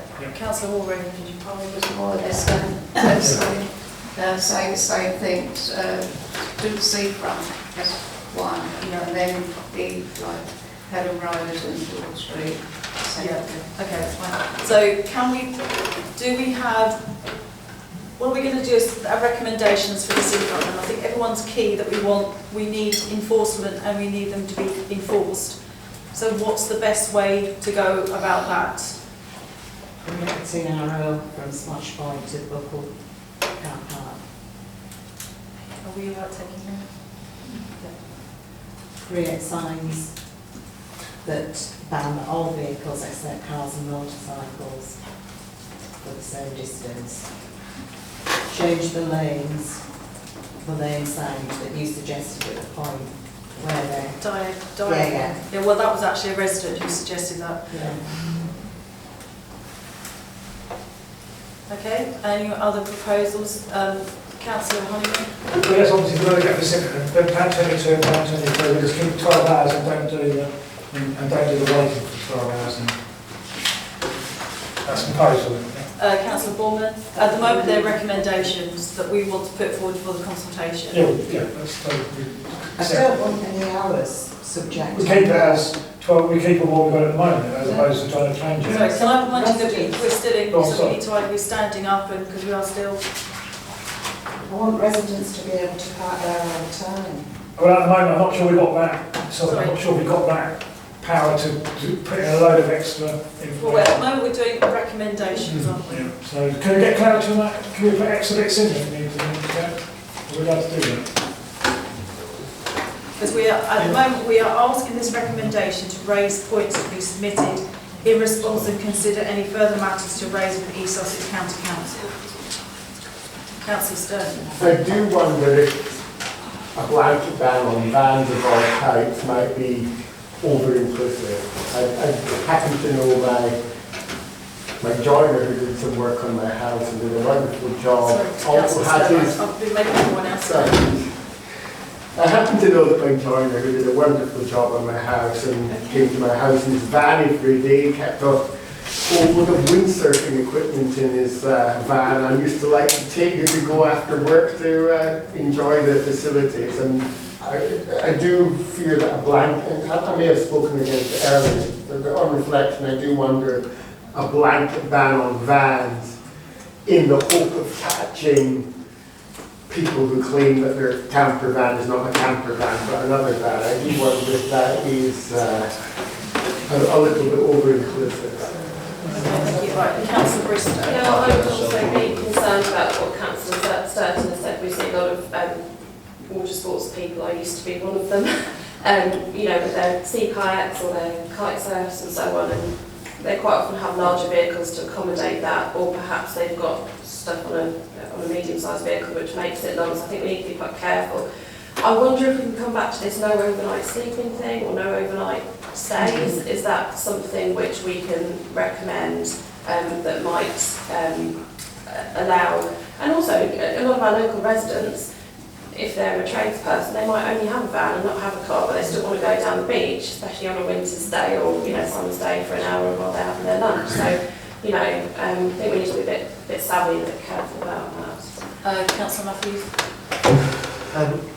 Just to take Councillor Sturton's point actually about public health, is there any way we can have included those recommendations to engage with public health authorities of East Sussex? The District Council, as to the environmental damage. Thank you. With my district councillor's hat on, we have been in contact with the environmental health because of, especially that strip by the Martello, where there's been human waste put just under the vans and water and everything. So they are going to be having a meeting. I can't make it, but the town clerk will be going to the meeting. And also I know Councillor Lambert has been in contact with the Sussex County Council of Public Health as well. We are doing a joined up with different councils on environmental health, so we are looking, we're in contact with the officers there. Any further points that we want to raise? I think the key thing is the strip, the 50-yard strip that the town council owns. That's the bit that we need to be really, because that's where the motorhome people are generally being, because they can park tight up against the wall. So Chair, let me just see if I'm getting this. I think the first point to say is that part of the intention of this motion is that we will be watching the video as officers to make sure we capture as many of the points as possible in the submission to East Sussex. It's not fair on you to ask you to kind of suddenly distill it, if that makes sense, in this way. We're trying to be helpful and supportive. And secondly, to say that I think that 4.4 in the report is a little bit too implicit rather than explicit, and as all through the report, I hold my hand up for that. 4.4 in the report is kind of designed to say that we're going to ask Community Services Committee to look at what we can do ourselves in relation to camper vans and in relation to the strip of land that we own. So that's a specific. That's so I should probably say that a bit more obviously. And the motion tonight is about the message we want to send to East Sussex as the parking authority, especially in the light of their consultation. Does that help councillors in terms of how we move forward? But the main messages that we're hearing is that the proposals of East Sussex are not sufficient at all. That enforcement must be much more stronger and much more visible. That whatever changes are proposed need to happen soon. That we do, I think, the consensus I would draw is wanting to see some more effective measures in relation to some of the camper vans and other vehicles that are causing troubles within the town, rather than us specifically saying ban them from this area, because there is a consensus about banning them, if that makes sense. So something about stronger measures about that, points about changes to signage to make the signage much more effective, and something about encouraging cross-agency working in terms of solutions. So those are probably things that I pulled out from what people have said so far. But we will be watching the video because we know there are other points that were made in the discussion as well. But it's also just to say that, as I say, 4.4, we should have made it clearer, I think, that that was what the drawings before, Councillor Horham, isn't it? Is that, for example, is to say that, look, you know, there is this piece of land that we do own, and also we might consider what we want to do about what could we do in relation to camper vans, but still being mindful about ownership restrictions and who's got authority for what. And also, for example, Westview Beach, for example, no one living there. So you can put all the camper vans you like there. Yeah, our seafront is residential. Our seafront is mostly livable. Yeah. There aren't many bits of it which are not residential. So it is it's a different landscape to some of the other landscapes that people have to consider. But we can ask ourselves, if you like, through our Community Service Committee, to start to pull forward some more concrete actions that we're taking as a council. Okay, right. I've just got a few more, and then we'll move on to the other section. So I know Councillor already wants to say something. No, don't back up. Okay, but that's all right. I would say Adam's summary is perfect, but with the addition of maybe a 20-mile-an-hour speed restriction along the seafront. Because all too often it gets used as a bit of a racetrack. We already have a 20-mile-an-hour speed limit on Sutton Road, so there are 20-mile-an-hour speed limits in the town. And when there's a busy day, it does need to have a 20-mile-an-hour speed limit on there as well. But so that cars only is what gets my vote. Councillor Bristow. Yeah, I second the 20 mile an hour, especially not just for vehicle safety, but pedestrian, cyclist, active travel, and all the kind of environmentally friendly and respectful things we like to try and do along the seafront, along the blading. But I just wonder, a very small point, in some other places they have brown signs which say kind of caravan site or caravan park or I don't know, motorhome park. I'm not suggesting that is going to solve a lot of the problems, but perhaps it might help whether we can, start directing people down to the to the bubble. Thank you, Councillor Duras. Yes, hi. Please don't forget about land opposite the salts where I've witnessed mobile homes there, and also they've erected washing lines with their clothing drying on the lamppost by the zebra crossing there. And also in the area where the ice cream van is, most nights you've got camper vans and mobile homes there, so please bear those two areas in mind as well. Please. Okay, thank you very much. Right. Just to state on record, I support the Birmingham Council of Rutland issued earlier, and I'd say to residents, if you also support that, respond to the consultation yourself, which I will be doing, as we didn't have consensus here as a town council tonight. Okay, thank you. Right, I want to move on to the Broad Street and Pelham Road, because we're now on 46 minutes in this discussion, which is good, because we needed to do and have a long discussion on the subject, because it's such a related issue. So, Pelham Road, any comments on Pelham Road? I know we've only just got that today. Please explain what the implication is of the proposal that East Sussex are trying to apply. What's the implications of that to the town? Sorry, which of the proposal to do loading and unloading and no Wales?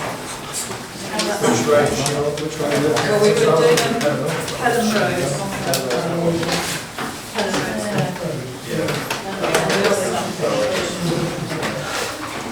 Which page are you on? Are you doing Pelham Road? Yeah, that's it actually. Sorry, it's on the Yeah, it's on section 3.3 of the report. Section 3.3 of the report is sets out what's supposed to happen as a result. What's the implications of that? No stopping. Councillor Briscoe. So that bit of Pelham Road, as far as, if I've got my geography right, is a bit next to Morrison's. It is. I'm one of those people who goes there at the evening and says, oh, that's excellent, there's no one parked there, I'll just leave the car there and I'm going to get my milk. I'm not sure if that would actually disadvantage anyone with that rule changing, or, sorry, I'm not sure if that would advantage anyone with that rule changing, only provide a disadvantage, because that is not by residential properties. Residents couldn't park there anyway, and I just don't know why. I would be inclined to reject that personally. That map isn't right, is it? That isn't Pelham Road. Is it? Yeah. Yes. Yeah. Morrison's. Yeah, Morrison's is where the box say proposed change. That's Oh, Morrison's. right, yeah, right.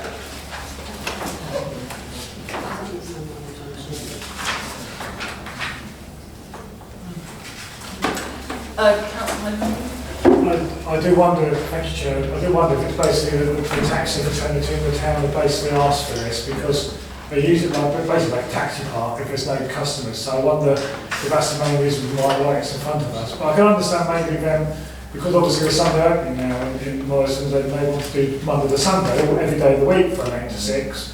I'm not sure about the evening hours, so that would be my I would say, I can understand the times they want at the moment. I don't normally see many taxis waiting outside Morrison's in the evening, because maybe the time they normally shop in the daytime, majority, so they wouldn't really need the taxis in the evening. So unless the other reason is the same for the taxi park. Just generally, thank you. Thank you. Councillor Morgan. Thank you. I think I do support this, and mirror what Councillor Hunterman is saying.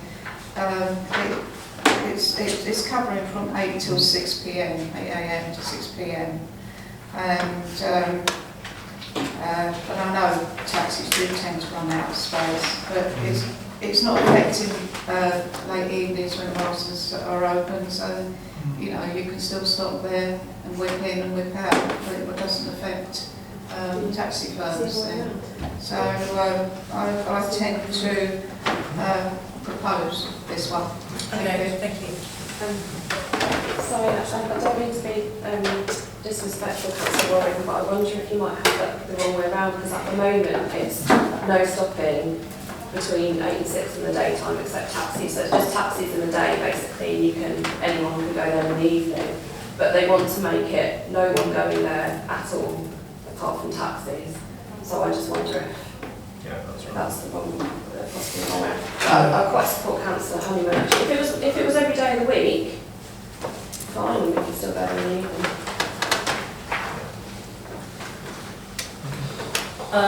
Thank you. Any other questions on that one?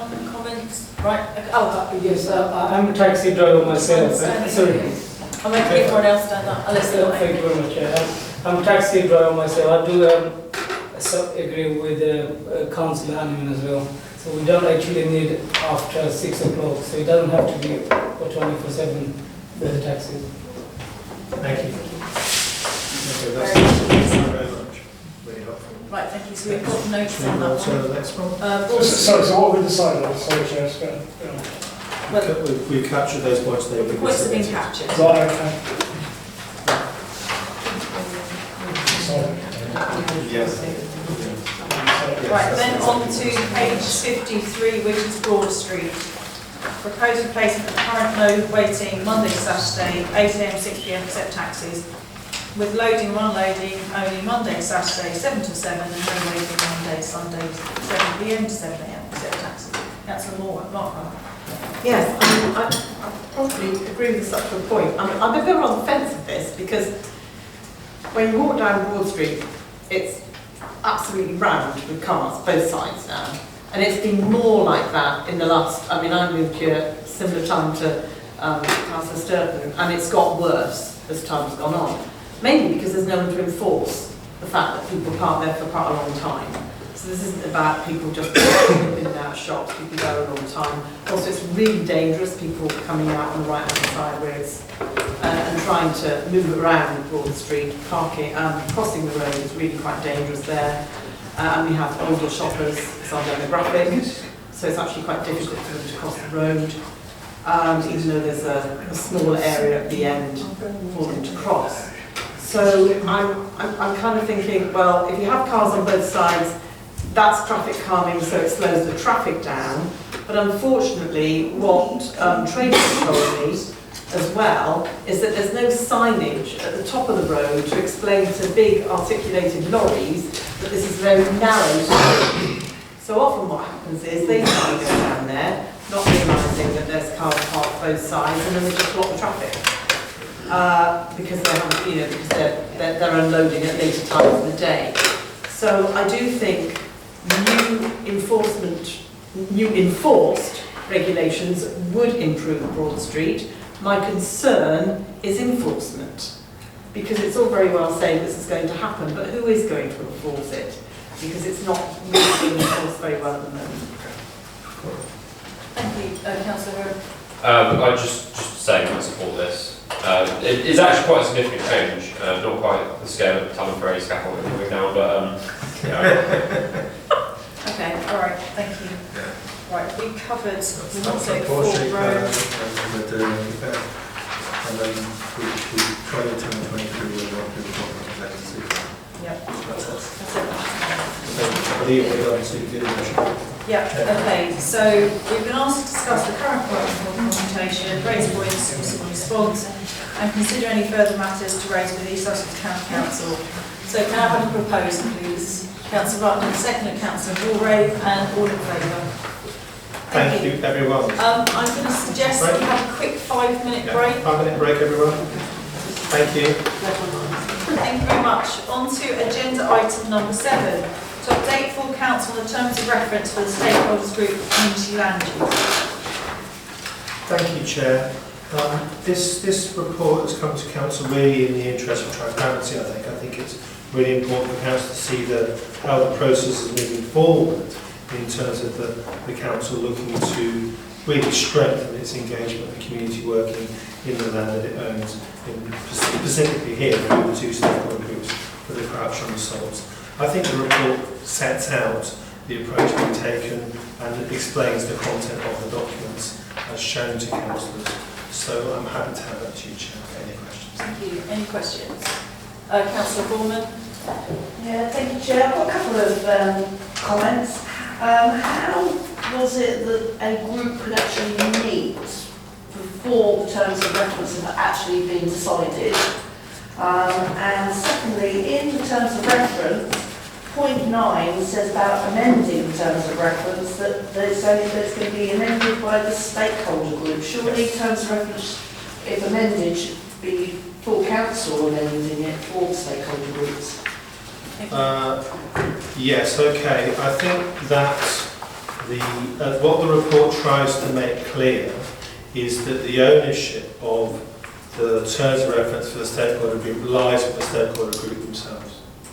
So,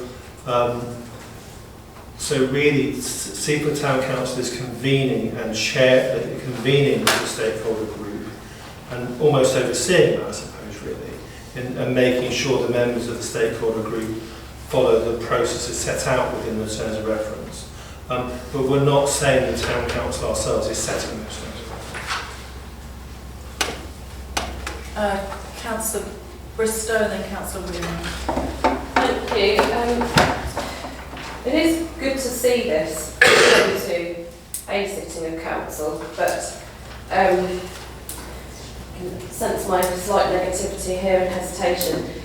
I was aware that stakeholder groups as a concept was coming up before I was a councillor through my previous involvement at the Crouch, and I wonder why it hasn't come to community service first, because I've actually got quite a lot of scribblings all over it with bits and pieces, not least agreeing with Councillor Gordon there that whilst on point 9 that really that would come back to councillors, whether it's full council or community services.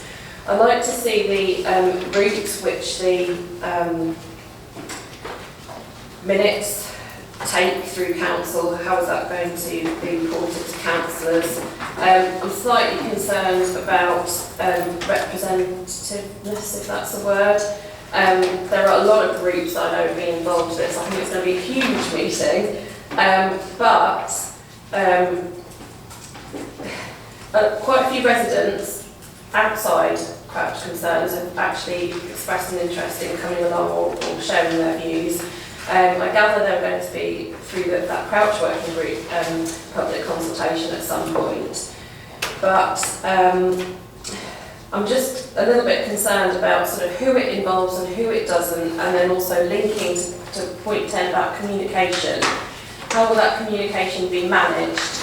I think it either needs to be all in through the council or all out through the council, not a 1 foot in, 1 foot out kind of game, because I think that's going to be quite difficult.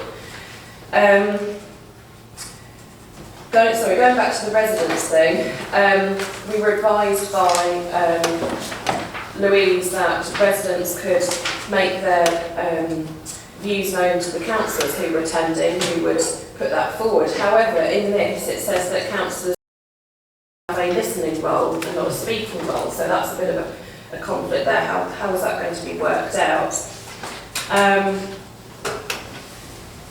I also wonder slightly about point 1, the purpose, to develop a shared vision for the optimal utilisation of things. I think that's very, very ambitious, particularly for one of the 2 sites. And I think that's the kind of thing that council should do on the input and evidence from the group, rather than the group does itself necessarily. So yes, I'm being quite specific here, but I hope that's useful. Also, in terms of terminology, we're talking about land use, community land use, development, maintenance of land and so on. A lot of these terms, like development and land use, they have specific meanings in planning, and where we've got planning issues, I think perhaps we ought to think of slightly different terminology so as not to confuse the two. I think those are my main points on it. Yes, thank you for bearing that. Thank you, Councillor Williams. My comment very much overlapped with that, but it's very much down to clarity and definition of roles. Like, what is a stakeholder group? Is that 1 person? Is it 2 people? Is it 3 people? Could 3 people come along and all say exactly the same thing? So I think we need much more clarity about what the terms we're actually using.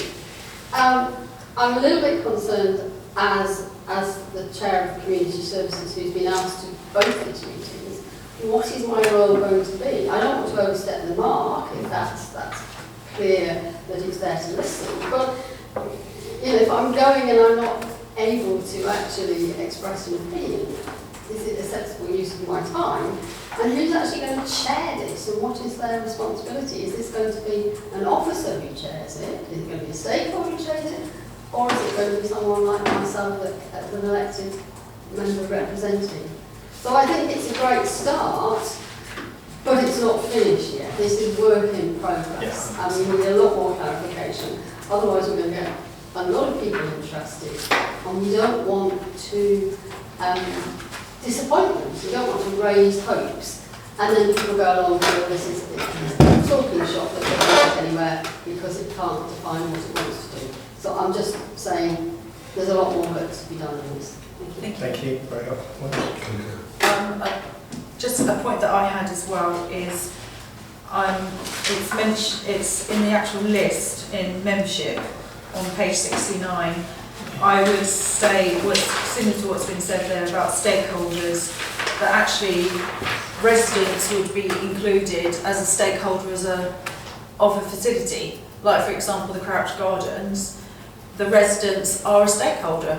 That's how I would perceive a stakeholder. So I would only expect maybe a few people be represented, not necessarily invite all the residents, but if there was a representation of the residents who were able to be invited. That's just a point I wanted as a suggestion as membership. When it comes to something like the Crouch Gardens that has residents living around it. Councillor Honeyman. Just a quick one, I'm not sure, Chair, who should be actually chairing this season meeting. I'm not sure it should be that particular role. I'm not sure it should be a senior officer like that. I'm not sure that senior role. It's all effectively like a council meeting, effectively, and it's not meant to be a council meeting, but the implication of that is it well, but it looks like one. The other thing, there's no budget for these stakeholder groups, is there? So there's no spending capacity. So there's, if money does get cut into it, we'd have to go to the appropriate committee, wouldn't it? Thank you.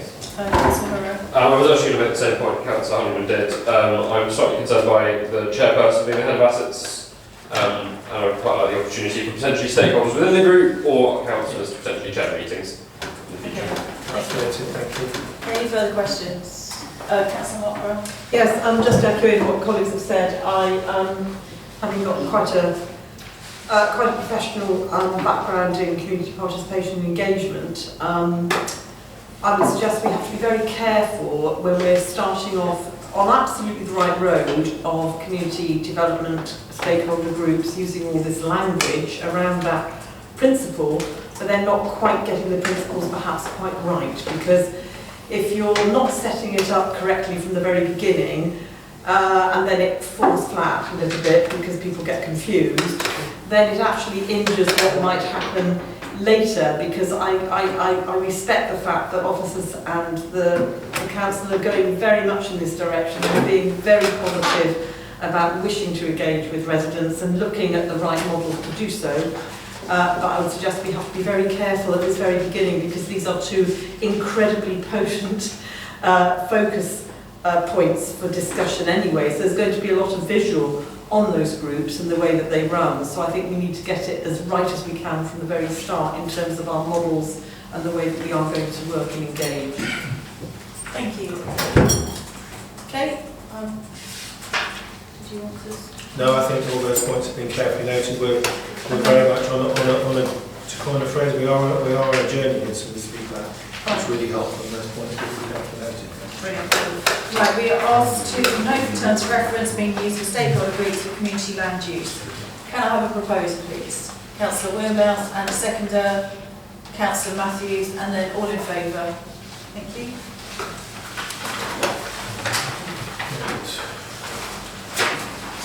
Right, agenda item number 8, to present a revised freedom of information procedure and publication scheme for full council consideration. Do I have any questions, comments? Councillor Honeyman? Just a basic one. I noticed it, I don't know if it's become a bit of a trend with revising the policies anyway, but some of them are a bit unspecific. Just use 27, 28. it's too vague. I think if you're going to be revising policies or procedures, can they be a little bit more specific than that? Sorry, can you tell us what page you're talking Sorry, about? page 81. And then on the public, on this one, on the scheme, I'm talking about the scheme there. But it's mentioned also on the freedom of information as well. Bottom of every page. Yeah, I think it's too unspecific to some of these policies which are coming up as one of the future ones, in addition to this. Too vague, just giving a rough year, just to, as it makes it a bit too vague for officers to focus in when things will be updated. So that was just something I noticed. I love it was a little bit more specific. Because 27 to 28 can be anything, couldn't it? On this example. I think that the honest reason why that's done is obviously 4 years ahead. We don't know the meeting's timetable of the council. Well, obviously, on the... Sorry. So we don't know which month to allocate it to. Also on the other policy, the Freedom of Information Request Programme, you know, and again, it's said, again, they used to be January 23, which we've overshot, and now you just went down to 27, 28. Again, it's too vague a timetable to update these policies. Sorry, I just explained the reason why we're showing a municipal year in which the policies will be updated. So what you're trying to say then, Chair, is that you can update the policy the whole year as opposed to a specific month now. Is that the aim now? So it doesn't really matter if you don't really hit 1 month. You could any time in the whole year. So is that a new policy that's come out? Just to add to what Adam said there, so at the start of each municipal year we're introducing an annual report on the policy reviews that are due to take place over that municipal year. So at that point from May, we'll then know from May till May what reviews are coming up and what meetings they're going to go through. So at the start of each year, councillors will understand what the reviews are. Well, can I just come back now? I don't think this has been discussed anyway about vague whole municipal year, and that could be anything. I don't say municipal year, so you could at least put down a whole year for when it is as opposed to just saying 27, 28. I don't really find it's still too vague in my eyes if someone's looking at that. I don't think it's acceptable to just giving a little 2 years like that can mean anything. Okay, thank you. Your points have been noted. Yeah. Points have been noted, Councillor. Okay. Thank you. Councillor Foreman. Thank you, Chair. I would actually like to make an amendment to the Freedom of Information request procedure. Page 80 under recording, we used to always have that transparency where we knew every full council meeting how many Freedom of Information requests we've had, how many complaints we've had since the last meeting, and how many even just praise that the council had had in every full council meeting and town clerk's report.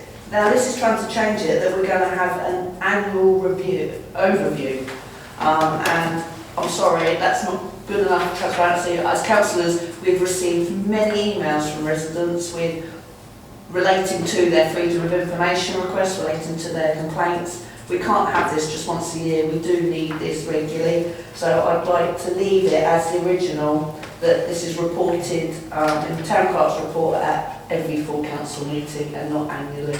Just to say, the purpose of doing it annually is for councils to see trends, patterns, understand what's going on, and actually review and learn from what the council's received during the year, rather than simply record data.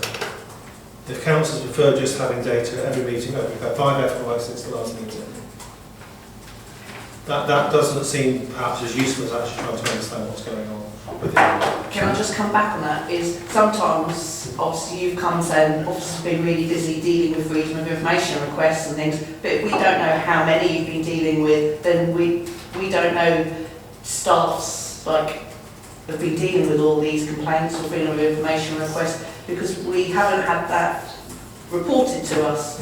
So it helps us as councillors, as the employers of all the officers, that actually we do know what's affecting and why certain reports don't come to us as councillors to certain meetings, because your workload's been dealt with other things. So actually having that report so we know what's going on between meetings is very good for us to know how it's affecting officers as well. It's absolutely a matter for councillors what data they wish to receive. So if councillors wish to have numeric information on place FOIs, they have a town clerk report, that can be done. Thank you, Councillor Dubas. Oh, sorry, I was looking at Christine, sorry, but Councillor Dubas was first. Thank you, absolutely concur, and I would like to see that information, but not just data. I don't want to say we've had 6. I want to see the headlines of the information requests have been considered. And also, I'd also like to see the complaints on a monthly basis, on a full council basis as well, please. Thank you. Thank you. Councillor Bristol. Thank you. I'm very glad that Councillor Vaughan said what she said, because it's over saying it.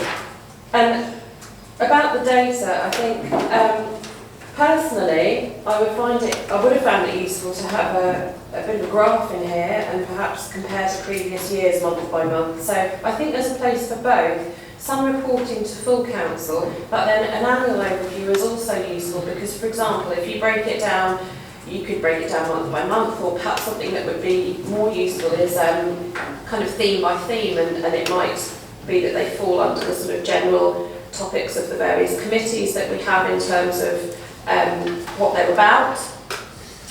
And I think they would be really useful to see, because then we can kind of see where there's an issue. And I think ideally, there's always going to be some FOIs, but if there's kind of an FOI storm around something, it means that there's some communication that's not going right there, probably.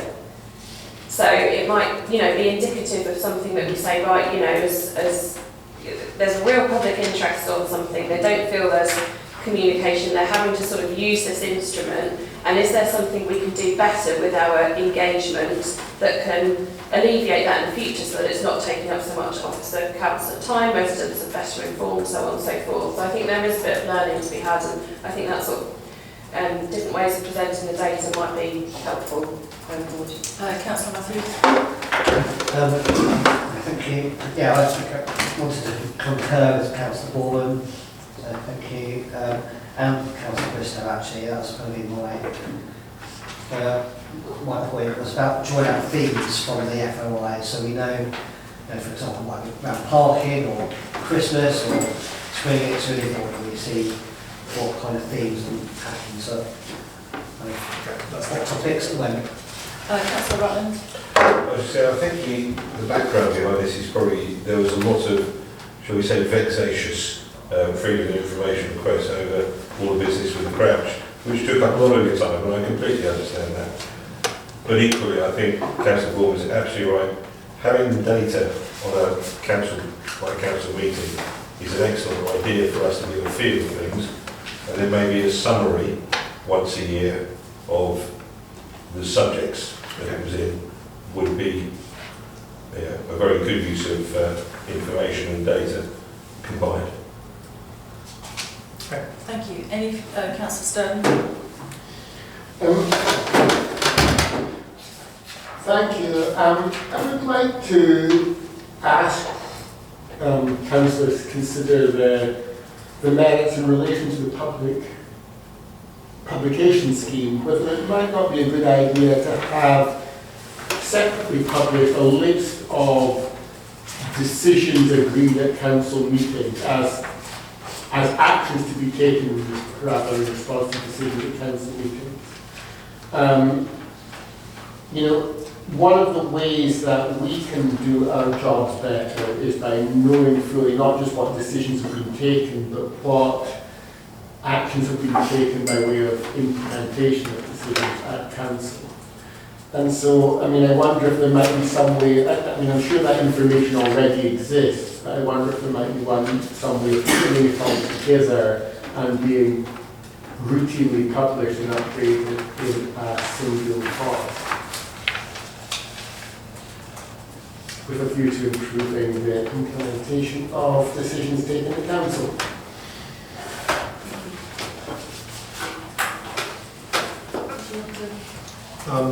That sounds like a suggestion to councillors.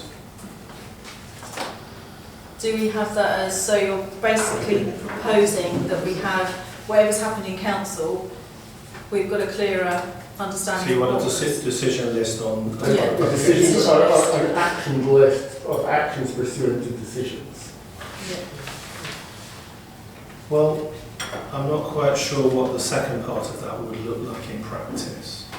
This first part is understood, and you're saying it would, as part of the publication scheme, you quite like a summary of our decisions, so the town can see what the council is deciding to do.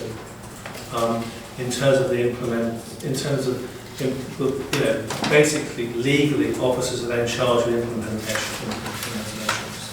And that's actually our job is to do that.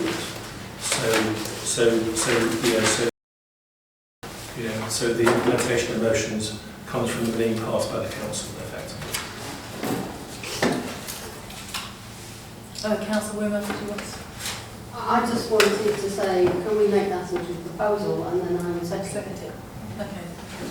Councillor Markwell? Yes, I mean, just echoing what's been said, I mean, I guess, this is probably again one of these working in motion things, because it's a great idea and I will be supporting the proposal. Just the vision of it is to help, is that yes, there are decisions that are made and actions will follow. Totally appreciate what our town clerk has said.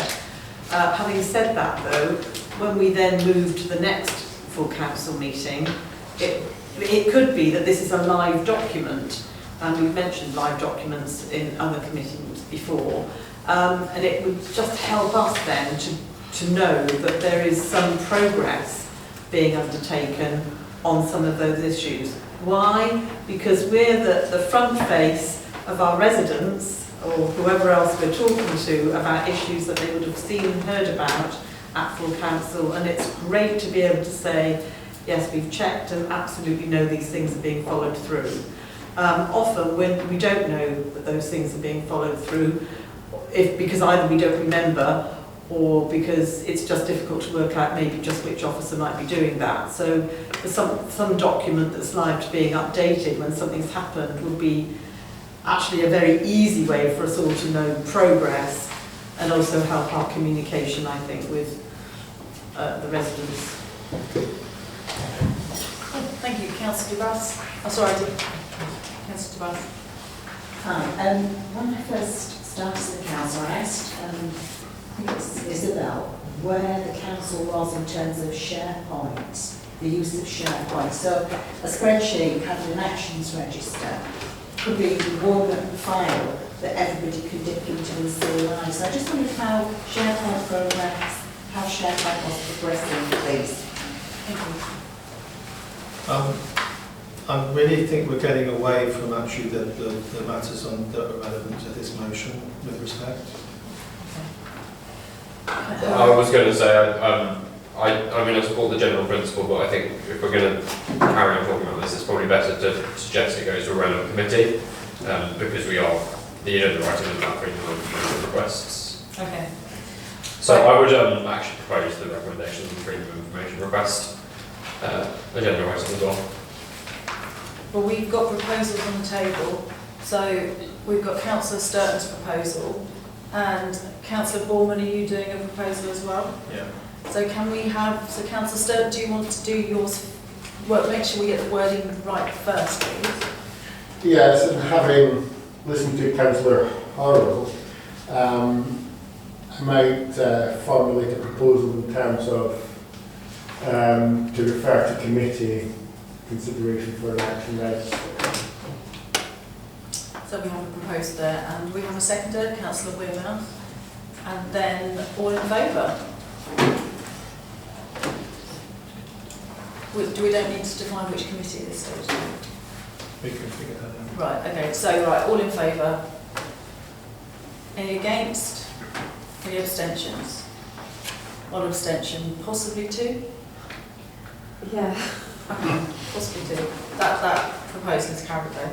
Councillor Borman, did you want to say what your proposal is? Just so we're all clear that we know what we're voting. And Councillor DeBass, if you two wanted to do something together, because you both had suggestions. Mine was to leave the 44 recording as originally was. Yeah. My proposal is that we bring complaints back to the town clerk's report which is what the policy says. At the moment, it doesn't feature in the meeting.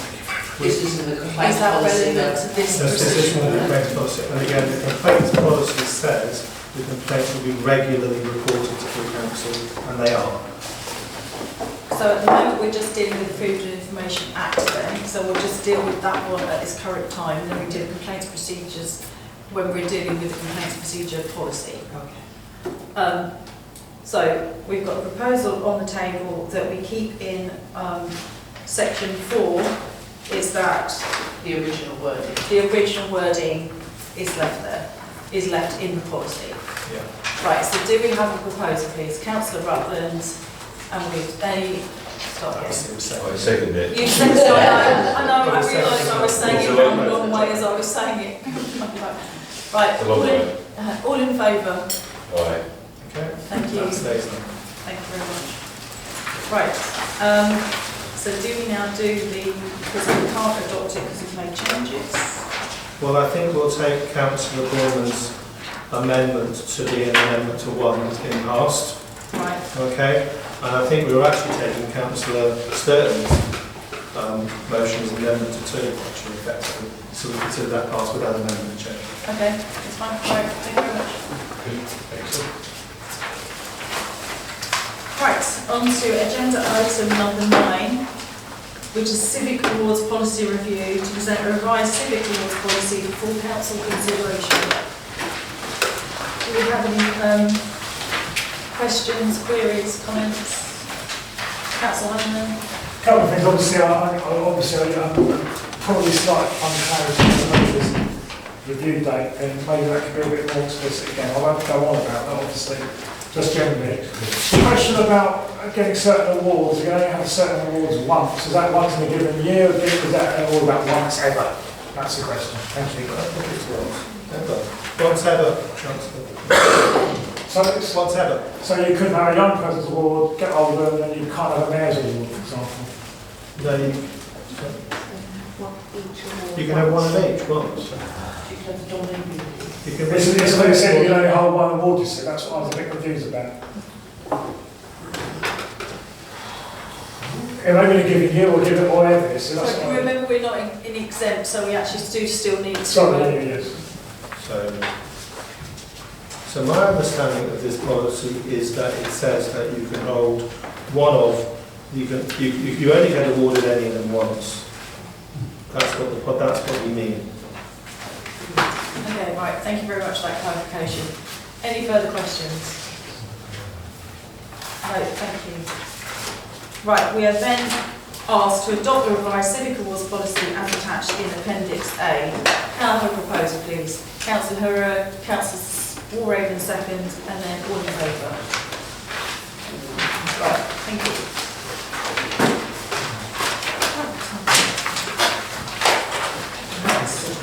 Then we are on to briefing on the public toilets.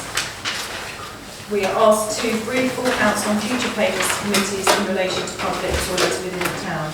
Can I just please remind everyone, we're not making any decisions on what toilets are kept or anything at this stage.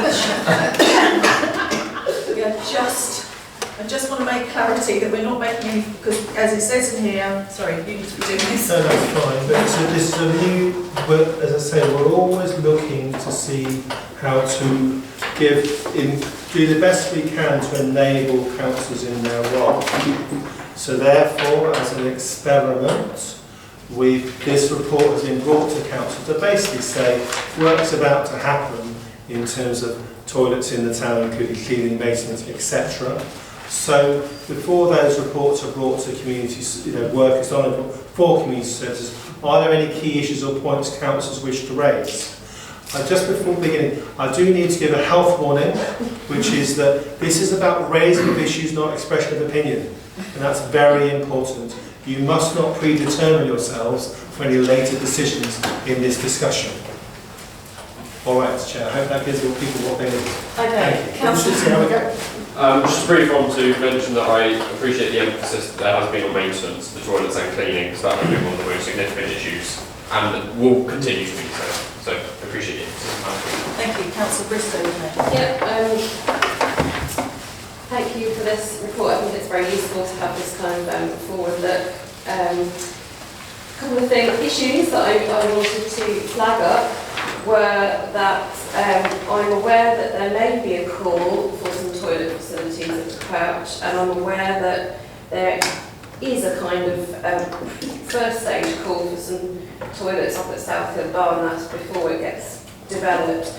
And I'm just wondering if there's any way we can sort of look at toilet provision holistically in the town, as well as considering the individual assets, because obviously they're kind of all related. And the other thing I wanted to bring up was on 2.1 on page 94. I think it's fantastic that we have this trial of the compostable toilets on the seafront. I know they were put in very quickly, kind of as a response. So it was almost like designing the experiment after it started, and I entirely sympathise with that. But I did go in and speak to officers about it, and I just wanted to make council and everyone aware that toilets which aren't plugged into the sewerage system, so-called waterless toilets or eco-toilets, there are many different types of designs for different applications and different settings. So whilst we've been calling them compostable toilets, because that's directly what we've had down at the Martello, I would like that to be kind of broadened and widened so that we consider different models and different types of things for different settings. Because we might find that, for example, at the Crouch or at Seaford Barn or wherever we're going next, something else to compostable that's still not, plugged in, and all the rest of it might be more appropriate. So I just wanted to flag that it's a kind of wider section of the market there. Councillor Hyman. Just a couple of bits on South Street toilets. I'm assuming South Street's toilets are attached to the old town hall, isn't it, effectively? Yes. And it's owned by us, managed by us, so interesting to know the reasons why it's got in the state of disrepair, why the maintenance schedule hasn't been applied to the whole lot, and where are we with it? And it's a town council function, so has it been overlooked? That's the question, basically. No, it hasn't been overlooked. The building itself is very old and in a state of is decaying, basically, largely through age. Thank you. Well, because there's some other thing. Obviously, if South Street did close, then we'd only be left with Place Lane, wouldn't we? The only toilet in town centre. So it's just something to be aware of. It'd be nice to have more than one set of toilets in the town centre if we could. Thank you. Thank you. For sure. Any further questions?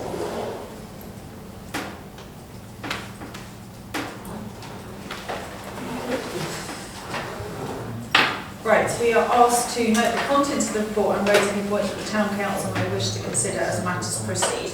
Can I have a proposer, please? Councillor Hurrah and a seconder, Councillor Wearmouth, and then all in favour. Thank you. That concludes the meeting. Thank you very much.